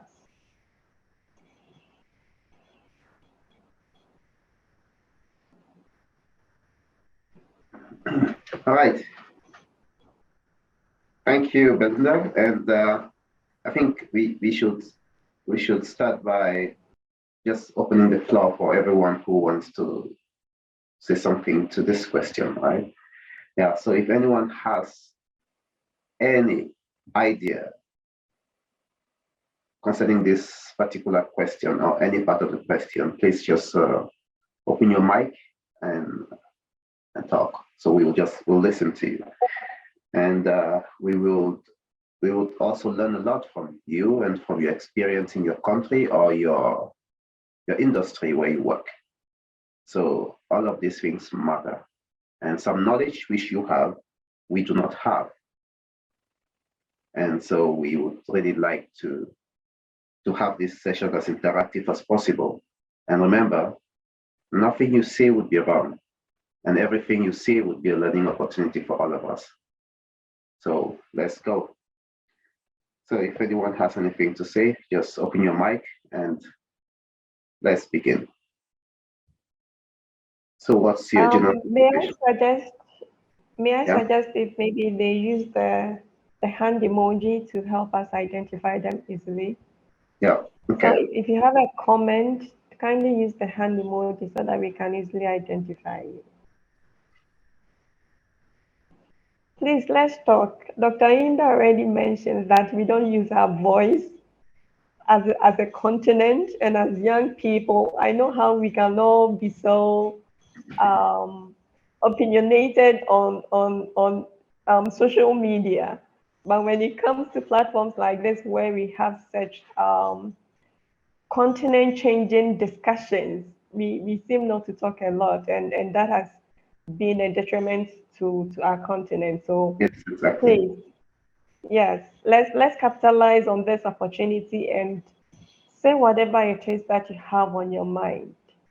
You know, there is nothing wrong, there is nothing right. We are all deliberating and discussing on how best we can move our continent forward. Yep. And if you want, I can still further break down the question for you. For instance, the first part of the question states, what are your general observations on investments in Africa's blue economy? Now, what is investments and what is the blue economy? I think you already have a lot of information about the blue economy from the lecture, from Dr. Alberta's lecture. And what do you understand by investments in the blue economy?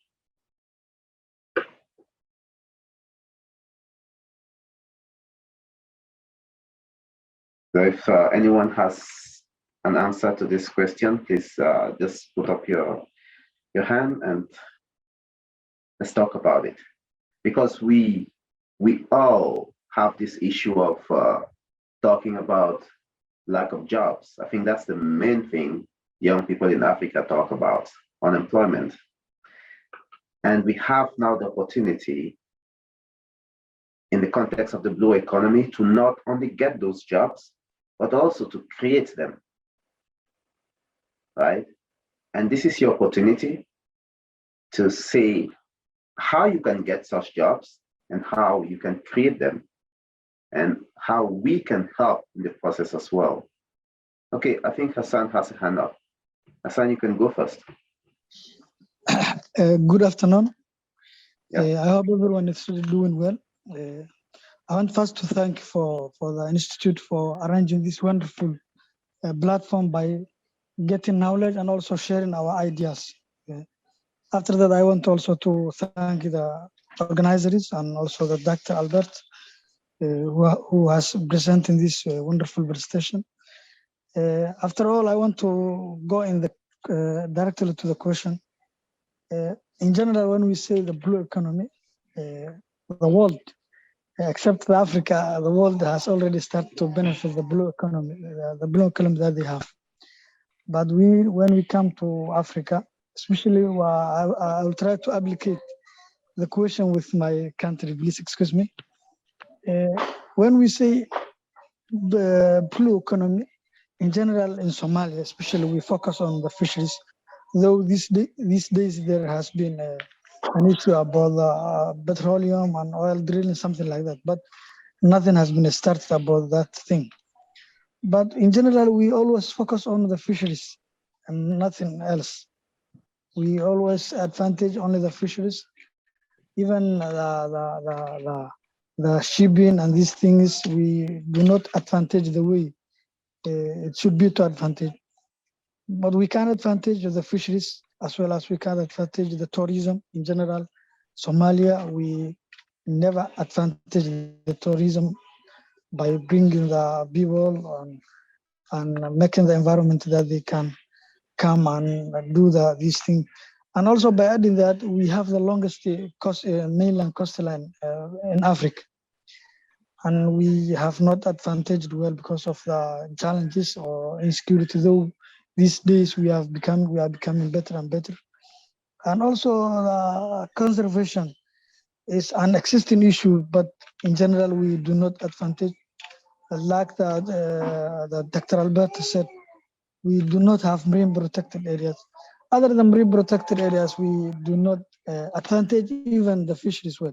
And also the other challenge that I say exists is the international market that we have in general in Africa, especially fisheries.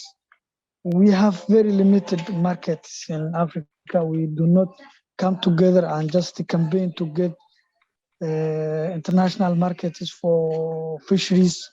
We always see people putting their efforts on other topics, but we haven't seen. In general, to wrap up, in general in Africa, we do not advantage the blue economy as it is. For us, from now on, we can try to think about and just to come together and say these are the opportunities and say we have to advantage. Thank you.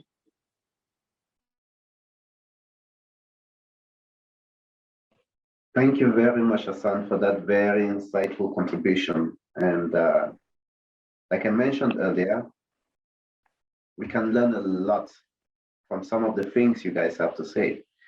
For instance, Hassan, I guess, he's from Somalia. And some of the things he has just told us now is based on his experience in Somalia. And most of us do not have knowledge of that experience. And so I'm very grateful to you for sharing this, Hassan. And everything you mentioned was spot on. And you'll be surprised to find that it's not only in Somalia we have such issues. Yeah, you talk about investment in the blue economy. You've mentioned a lot of things. And we mostly focus on fisheries.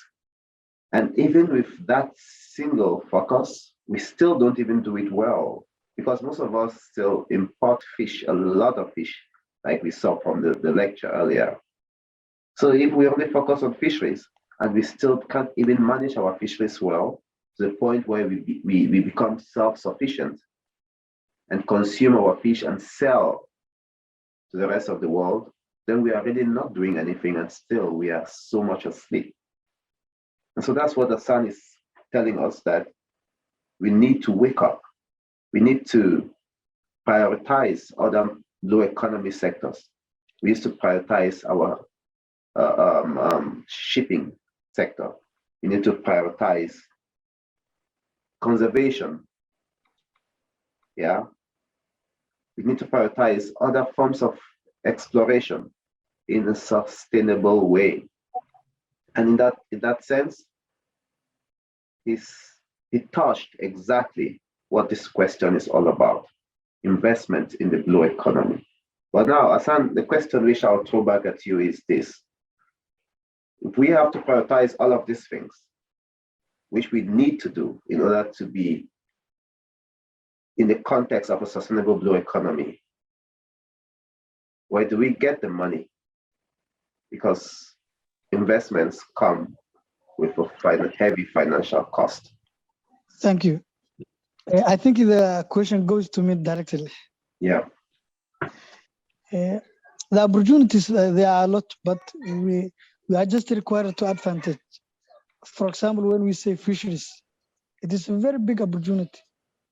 The zones that Dr. Alberta mentioned earlier, we have all these zones, but do we advantage? No. We can first advantage the fisheries by just coming together and seeking international market, by just having our own legal systems or our own policies to just deal with the world together, exporting to them to the fish. And also the tourism, it's very, these days, what the islands they are doing.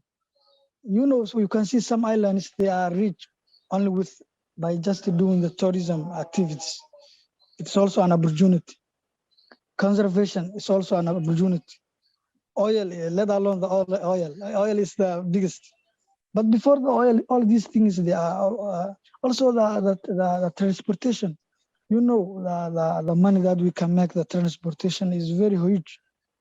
But we have to think about, these things, the world, they are saying there are some kind of viruses and these things. We are just blaming that there are viruses and these things. We have to arrange and get rid of these things, of challenges like viruses and these things.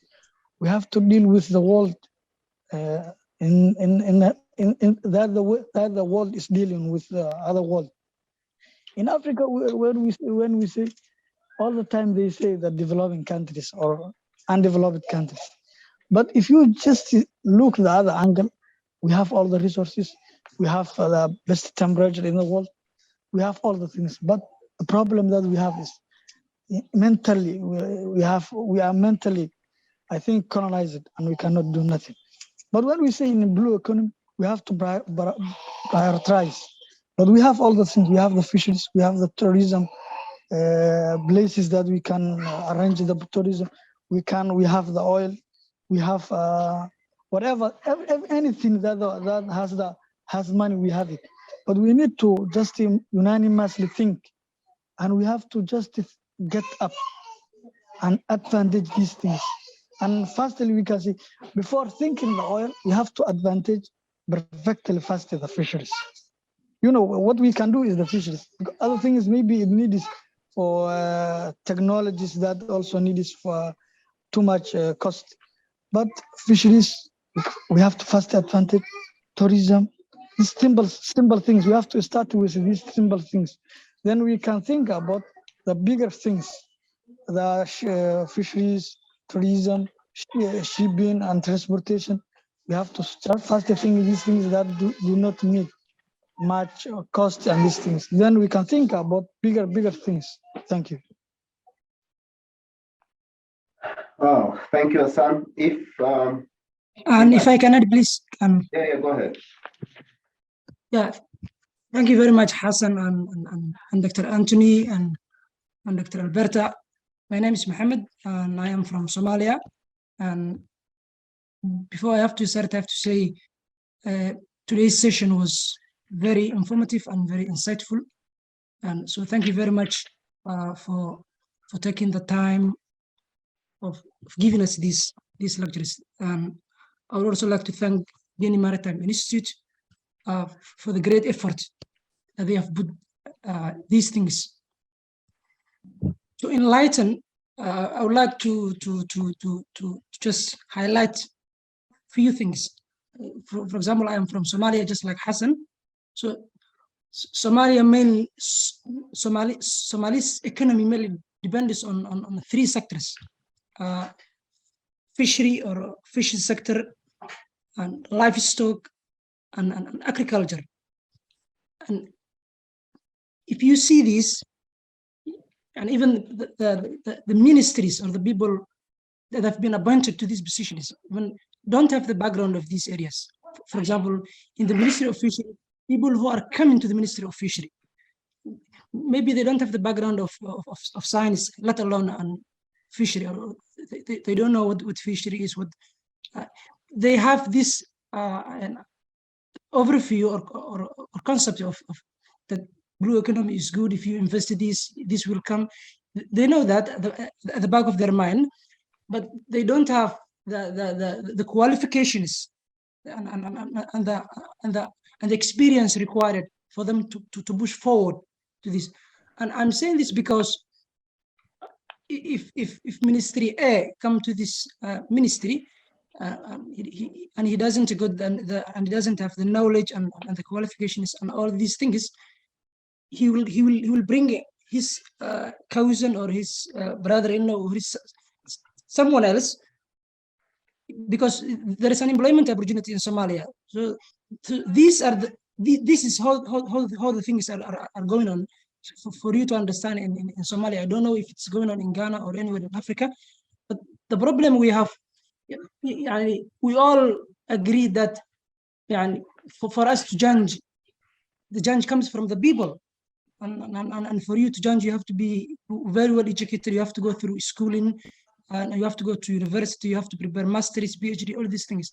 And in Somalia, you will end up being in a place that you are not meant to be even. And for example, you will find someone who has studied marine science and fishery and working in the Ministry of Health. So what is he doing in the Ministry of Health? That is the true thing I would like to share with you. So I understand that you are very very optimistic. I understand, Dr. Anthony, that you would like to work to talk to these young African mentees who are participating in this, but that's the reality. That's what we have in Somalia. That's what we are facing in Somalia, in Ghana, in Nigeria. So unless we change ourselves, change will not come. So that is what I would like to say. And thank you very much. Yeah. Thank you very much, Mohammed. And you and Hassan, I mean, if I had my way, I think I would have probably appointed you the head of the African Union. Because we need people. Thank you very much. Yeah, we need people with visionary ideas. And as you can see, you first deserve it before us, I think. no, I think you do. Because you see, what we've been saying all along is that young people in Africa have what it takes to bring a change in this continent, but there's a blockage. There's this intergenerational gap where the older people are up there and they're not really doing much, and the younger people are down there with a lot of bright ideas, but they are not given the opportunity to move up. And you'll be surprised and even shocked to find out that everything you have mentioned is exactly what is happening in most of our countries. For example, I come from Cameroon, and you might find out that it's even worse there. Favoritism and corruption. That's what we suffer from. And I think Hassan mentioned mental colonization. That's still so very much the thing we are experiencing in Africa. So we can talk about investment in the blue economy. We can invest all we want and get all the scientific knowledge, but nothing will change if we do not change this mindset. And I'm so glad that young people like you are already pointing this out, and it's so important to me. And I would like to get into contact with you too from Somalia, because we are going to start developing national ECOP chapters very soon. So I would like every African country to have a national chapter. And with that, we can bring all of these ideas together and put pressure on the policymakers for the kind of change we want. Okay, so I'll open the floor to the others to contribute to this. Do you agree with what our brothers from Somalia have just said?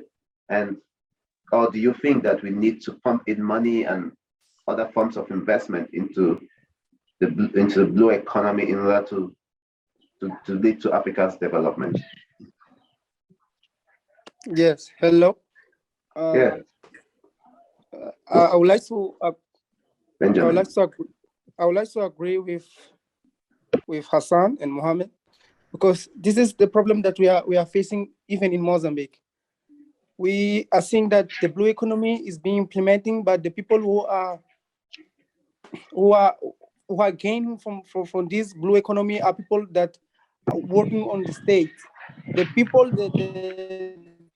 the community are not get this knowledge for the community first, and we need to invest in the education to change our mentality.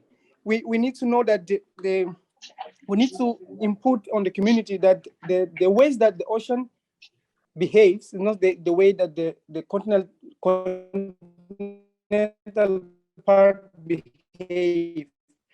And with this, starting with the ocean, how their action could help us to implement this blue economy. When we talking about the blue economy, what we are talking about the money. I think we should call it the blue scientific economy or blue education economy. Maybe we could change the way we are implementing this blue economy. I think we should invest in education. This is even if we invest in the shipping, all the things, the fisheries. If we do not invest in the mentality of the people of the community, we are not going anywhere. I think I do agree with Hassan and Mohammed.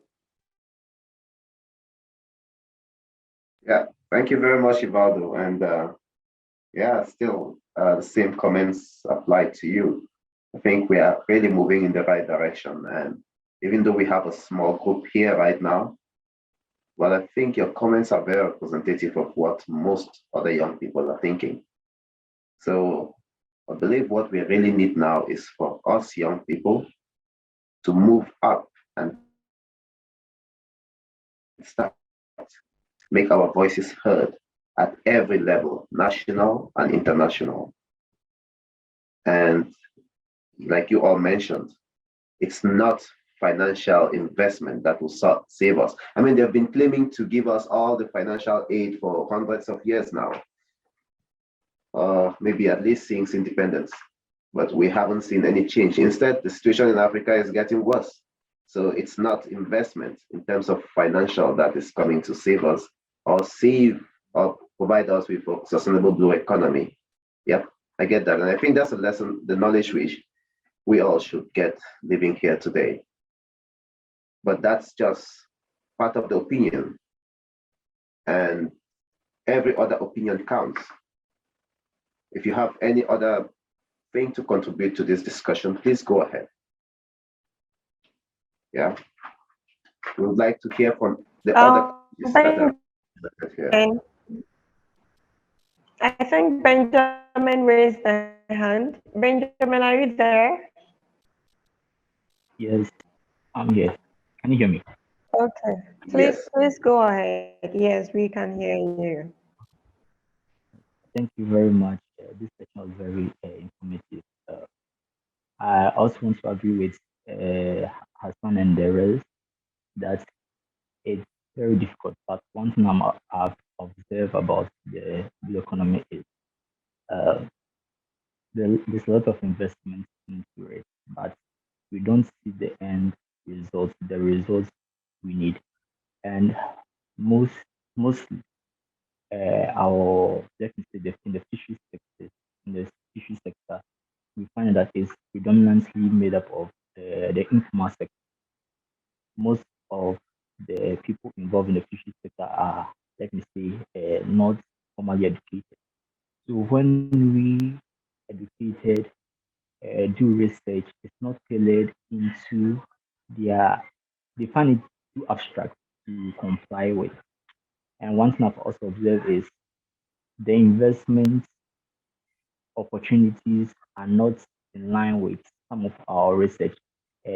Some of the workshop I attended, one of the problems identified was our researchers and our researchers are not directly linked to the investment opportunities that are made available for us.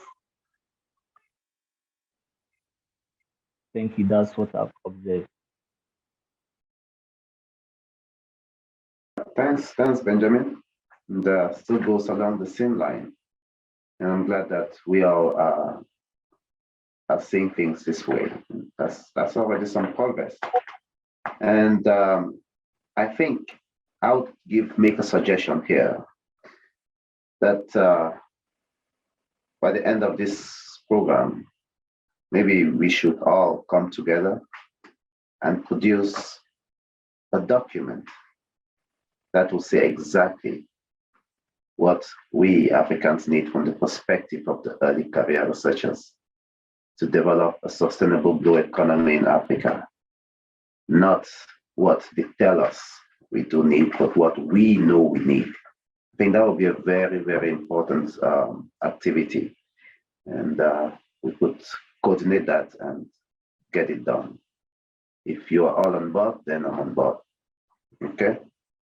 Yeah. And any other point to this question of investment in Africa's blue economy? Yeah, and one thing which Ivaldo also mentioned, which is very important, is that we do not need a single investment in the blue economy, because when we say investment in the blue economy, everybody thinks of investing money.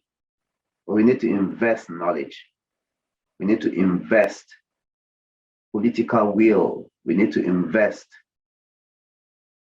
education for the young people to raise them up with a certain mentality, a mentality that is totally free from the desire to just get a job, make money, grow old and die without actually proving or making any contribution to your society, without even knowing the reason why we are on this earth. So we need to get out of that colonial mentality, because that's what Hassan mentioned earlier. That's an enslavement mentality. We need to get out of that. That's what one of the things which I'm trying within the ECOP program, with the little opportunity I have at this moment as the coordinator for Africa, to bring that into the minds of our people. And I believe with that, we can really make a lot of progress. And self-reliance, knowing that we have knowledge, we have resources, we have everything. Something is blocking us. We need to identify that thing that is blocking us, get it out of the way, and then everything will fall into place. All right, so any other comment, suggestion, question related to the question we have at hand here? I think we've sampled Somalia, we have Ghana. Yeah, we have Nigeria, we have Mozambique. Yeah, I think we have South Africa. So we want to hear from you all. We'll be very happy to hear your perspectives from your specific countries. I think I wanted to add something to what I think Benjamin mentioned, and the proposal you made after his submission. And that is being able to do research works that reflect our reality as a continent. Because I believe if you travel across the 54 countries in Africa, about 38 of them being like coastal countries, the issues may not be too peculiar to the individual country. And so being able to have research works that reflects what is happening on the ground helps tremendously. Because like he was saying, now we are conducting research works that doesn't really speak to the locals. And so you do a research work and then you go to the fisher folks and you explain to them, and it's like gibberish to them because they don't understand anything that you're saying. And so being able to have such collaborations, conducting industry-related research works, national level related research works, and making sure that these research works get the publicity that it needs. Because sometimes we do some of these good research works, but at the end of the day, the report just gets stuck somewhere and it doesn't even move forward. And so I also like that proposal that you raised, that perhaps we can have such discussions with the blue economy researchers to encourage them to also add our voices to it, that perhaps we should have start conducting research works that are relevant to us as a nation and then as a continent.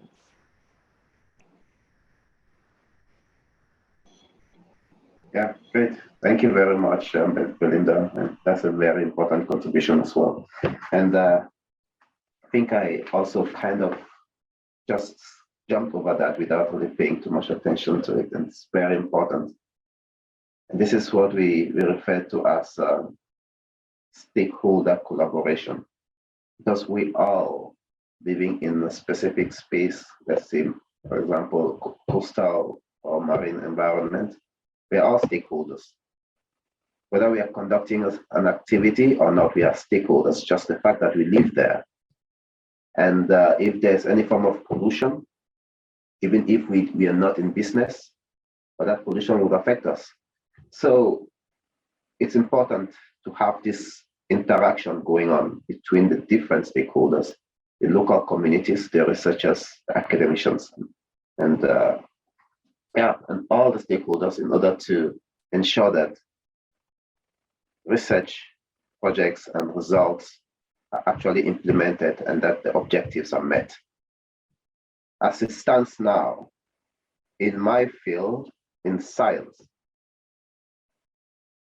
I am very frustrated because we have to publish and we have to pay 2,000 to 5,000 euros for one publication. And in the end, have you ever read any of my publications? Probably nobody would even know that they exist, right? So what's the point? So now there's really a need for a change, for a real paradigm shift from the way of doing things, which is not sustainable and which doesn't have real community impact. I might have written some good papers that would have an effect on communities, but they're published in some journals, right? So we have to change that. We really have to now start going into how to conduct research that has real impact. And that's part of the investment. That's part of our investment in the blue economy. Yeah, knowledge and science, research. And if we come up with a report, that report should go to the community for which it is intended. And the results of the project should be implemented. And then we should follow up regularly to see that the results are being implemented and that the outcome is what we expect. And that's very important. And some of you probably are already into the publication business. It's time for us to rethink. And we should, as Africans, really rethink, because the priorities of the West are not our priorities. Very, very far away from it. They are not our priorities. So we should really have to change the way we see things, change the way we see everything. And that's very important. Yeah. So do we have any other ideas? And like I have been mentioning. Jacqueline, Sorry? I think Jacqueline said she just joined. Jacqueline, are you there? I think she wanted to share her comment. Jacqueline. I think it will be much easier Did if we lose her again? Yeah, I think. Hello. Yeah. Okay. Hi, Jacqueline. Okay, she's there. Yes.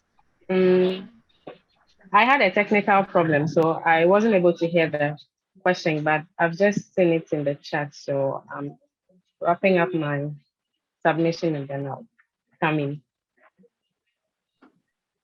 Okay. Okay. Okay. Thank you. Yeah. And we have a roadmap for ECOP Africa, and we want, personally, I want to move ECOP from just a group of young Africans. First, I already think it's a revolutionary thing that has just happened. The fact that we are over 300 young people talking to each other from different countries across Africa, I don't think it's something we have seen before. And we have the same goals. And we just have to capitalize on this now to achieve the form of unity we all talk about. Because without this unity, we cannot go anywhere. And we should look at African problems as our problems, not individual country problems. If anything happens in Ghana, in Kenya, in Somalia, it affects us all. And that's something which our forefathers, very few of them, had in mind.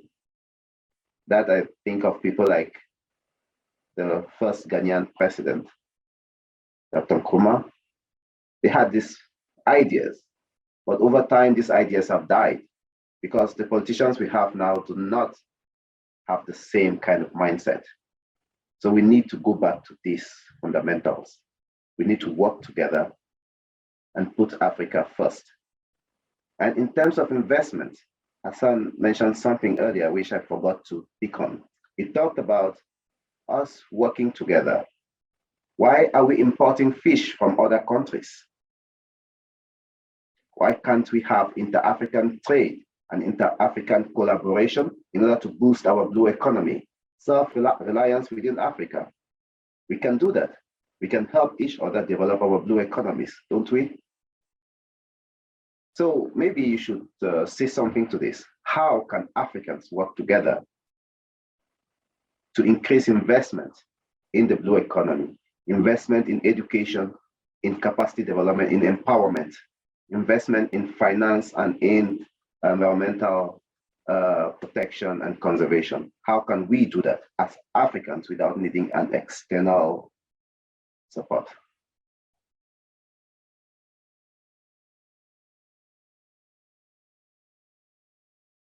Anyone wants to go first?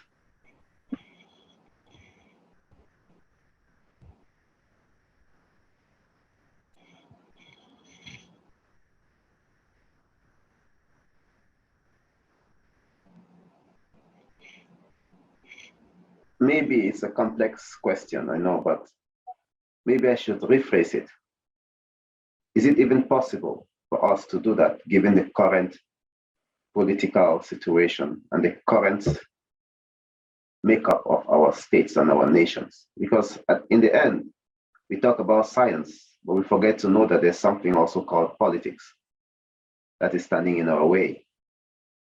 I might want to, we as early career researchers and professionals might want to do something good for our oceans in different countries, but we are blocked by the political system.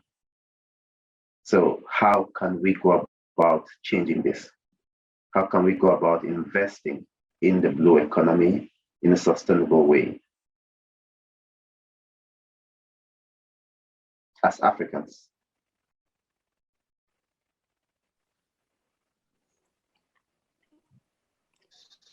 Yes. Thank you very much. Okay. Thank you. Yeah, Hassan, and then Ibado afterwards. Thank you very much. Sorry to be back again. If we say how can we collaborate together in Africa by just enhancing the blue economy, I think we have to think a lot. And it is, I think, necessary to just think about different ways, because there are some steps that we need to take to enhance our blue economy, which otherwise, or in the other angle, political wise, maybe challenge will come. But in general, I want to just touch the things, but maybe we can discuss in detail. For example, in Africa, we have landlocked countries. As for example, those landlocked countries, they get fish exported from other countries which maybe are not African countries. This is a scenario that I'm just putting on the table. For example, those landlocked countries, these African countries, they are more close to them, or they are closer to them, and maybe they can get the fish cheaper because of the transportations and these things. Maybe why? What prevents them to get the fish? These African countries, why are they preferring to get fish from very far countries? It's the kind of thinking that I have it. In other words, in African collaboration, how can we enhance in the blue economy? We also need to add our agenda in African Union. You know, we have African Union, AU. In African Union, I think the blue economy issue, they do not add their agenda. Even if they add it, they do not think it bigger, or they do not think the way that they think like a humanitarian issue, or the way like that they think that a security-wise issue. It's also necessary to enhance the collaboration of blue economy, to just add the agendas in the African Union. The African Union, when they come, they have to put on the table and think, how can we just enhance or improve our blue economy by collaborating in African countries? It's also an issue that, for me, I believe it can be enhanced in the blue economy.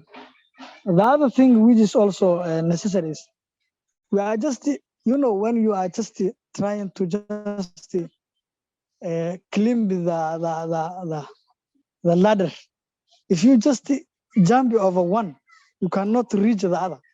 You have to think, you have to just climb in proper way. For example, if we say in Africa, we are thinking to just, if we say we want to just produce oil and gas, and we cannot just produce or capture the fishes. For me, this kind of thinking, it does not just, what I can say, it does not fit. First, we have to think, how can we advantage the fishes that are in the sea, not very far on the sea. Let me say on the surface of the sea. Other than thinking the oil, we have to first advantage the fisheries. Then we have to think about advantaging the transportation or shipping. Then lastly, let us make it the oil drilling later on. So all these things, by prioritizing the blue economy that we have it, or the resources that we have it, by just thinking about making the agenda in the African Union platforms, and just thinking about making the ideas of taking the product for your countries, African countries in your continent, to take the products that they have, other than going out. All these things I see for me, I see to think about all this, we can just enhance. So thank you. Maybe I just took some time. Hello. Thank you very much, Hassan. And it's always a great delight to listen to you, and a lot of things we can learn from your ideas. Yeah, I think everything you said is spot on. We need to enhance inter-African collaboration in every aspect. Yeah, and we need to also take our agenda to the African Union. That's very true. I think in the end, I would say something to this point. Yeah, somebody wanted to say something. What was that? I think Yes. Yes, I think me and Hassan, we are having a kind of telepathy, because I yes, I do think that we have to define how what is the sustainable way for us to extract our resources. We need to define what is sustainable for us. We are taking some, there are some concepts that we are taking from other countries, other continent, but we need to define our agenda, our concepts. We now talk about sustainable way. We know that in Africa we are poor, and we use these resources to suppress our necessities. So we need to define what is sustainable for us, what is sustainable extracting. It's about our own, how we deal with the things, how we yes, it's I have some English barrier, but it's what Hassan was saying. Yes, it's all about this, how we deal with the things, how African people deal with the things, how African young people deal with the things, how the social part and the scientific part are connected. How can we work with people that are not dealing with the ocean, but they are divulgating the ocean? How the people that work with the rights could support could advocate the ocean, knowing or getting the knowledge from the people who work with the scientific aspect. It's about connection. It's about investing in our Africa, investing in our things and define our concepts. I think it's that. Yeah, thank you very much, Eduardo, and yet another great point. And I think you and Hassan really have some really connections going on. And I think we all do, because we all think the same. We all want to see the change, that real change in Africa. And that's a hope for me. That's very hopeful, because without this kind of mindset, there's no way we can get out of this. And knowing that we, the young people, are the leaders of tomorrow, I believe, I'm really hopeful that this could be the beginning of something big to come. But there's one thing which you said, which I do not agree. You said we are poor. Not poor. We've been told that we are poor. And those who tell us that we are poor are those who come to steal from us. So how can the rich man come to steal from the poor man? I don't know. It doesn't happen. So we are not poor. I also do agree that we are not poor. We have been persuaded that we are poor, but we are not poor. We are Why not. the countries are coming to us and just taking our properties? We are not poor at all. If they have to continuously exploit you, they have to make you believe that you're poor, so that you're continuously dependent on them, on their systems and on their banks, and then we continuously get loans from them and indebt ourselves more, and then we remain poor. They help to impoverish us and make us believe that we are poor. And in the end, what do they get from the loans which we get from them? Our resources. That's the cycle. And that's an important thing which we Africans should understand. It's not only about marine and environmental science. It's about political science. It's about history. We have to understand where we come from. We have to understand where we are going. And like Eduardo rightly mentioned, we need to have our imprint to say that this is what we want. This is how we define our issues. This is how we define sustainability, and do something about it, rather than just take the model that is developed by others and try to implement directly. It doesn't work that way. Yeah, so basically, this has been a very, very enriching discussion, and I don't know how much time we have left, Belinda. We actually need to wrap up and prepare for tomorrow's session. So Okay. yeah, so I believe if there are no more comments, or we can reserve the rest of our comments for tomorrow, because it's going to be a continuation from today. Tomorrow we are going to look at some of the existing and emerging sectors in Africa's blue economy, and we'd also look at some sector-specific opportunities and challenges as well. So we would have 2 sessions tomorrow, so we would have 2 facilitators coming in. So I think we can pick up this discussion again tomorrow. Exactly. All right. So thank you all for being there till the end. And thank you for the very enlightening discussions.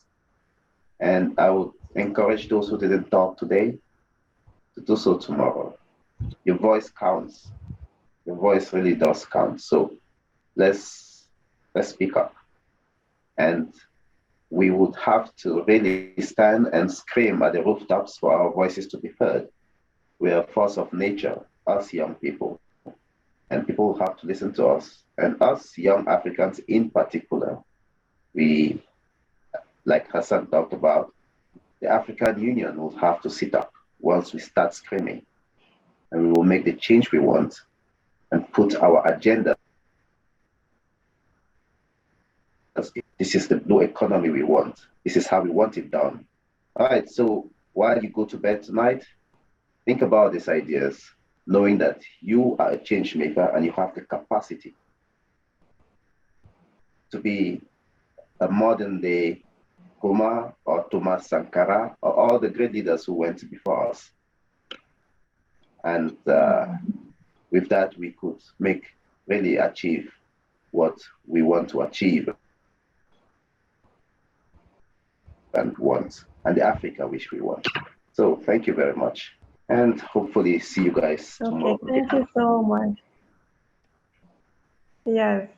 Thank you so much, Dr. Inda. You've been so helpful today. And like you rightly said, it's been such an insightful day one. So I would like to encourage all of you to commit to the remaining sessions. We have 8 more sessions to go. I'm just going to encourage you to try and commit to the sessions and tap from the wealth of knowledge of these facilitators. And at the end of the day, we also get to say our piece. So I'm just going to encourage all of you to show up in your numbers like you did today, and let's continue tomorrow. So the session is going to start at 1100 hours GMT tomorrow. I'm told there were a bit of confusion with the time.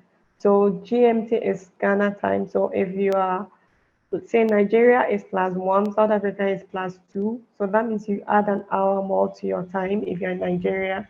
So 11 is 12 at your end. And then those in South Africa is 11 here is at 1 at your end. So please let's take note of that, and let's all come revived and ready to learn more from our facilitators tomorrow. Thank you all again for joining this session. Yep. Thank you and bye. And for those who want to get in touch, you have my email. Maybe you can also get from Belinda and send me an email.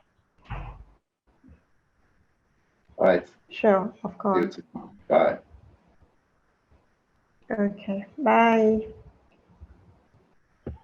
Okay, bye. Thank you very much. Thank you, Hassan. Bye bye. Have a good time. Thank you. Thank you. Goodbye. Let's know Bye, about Professor. Thank you the so much. session. When can I get? Okay, bye. Bye. Thank you. Thank you so much.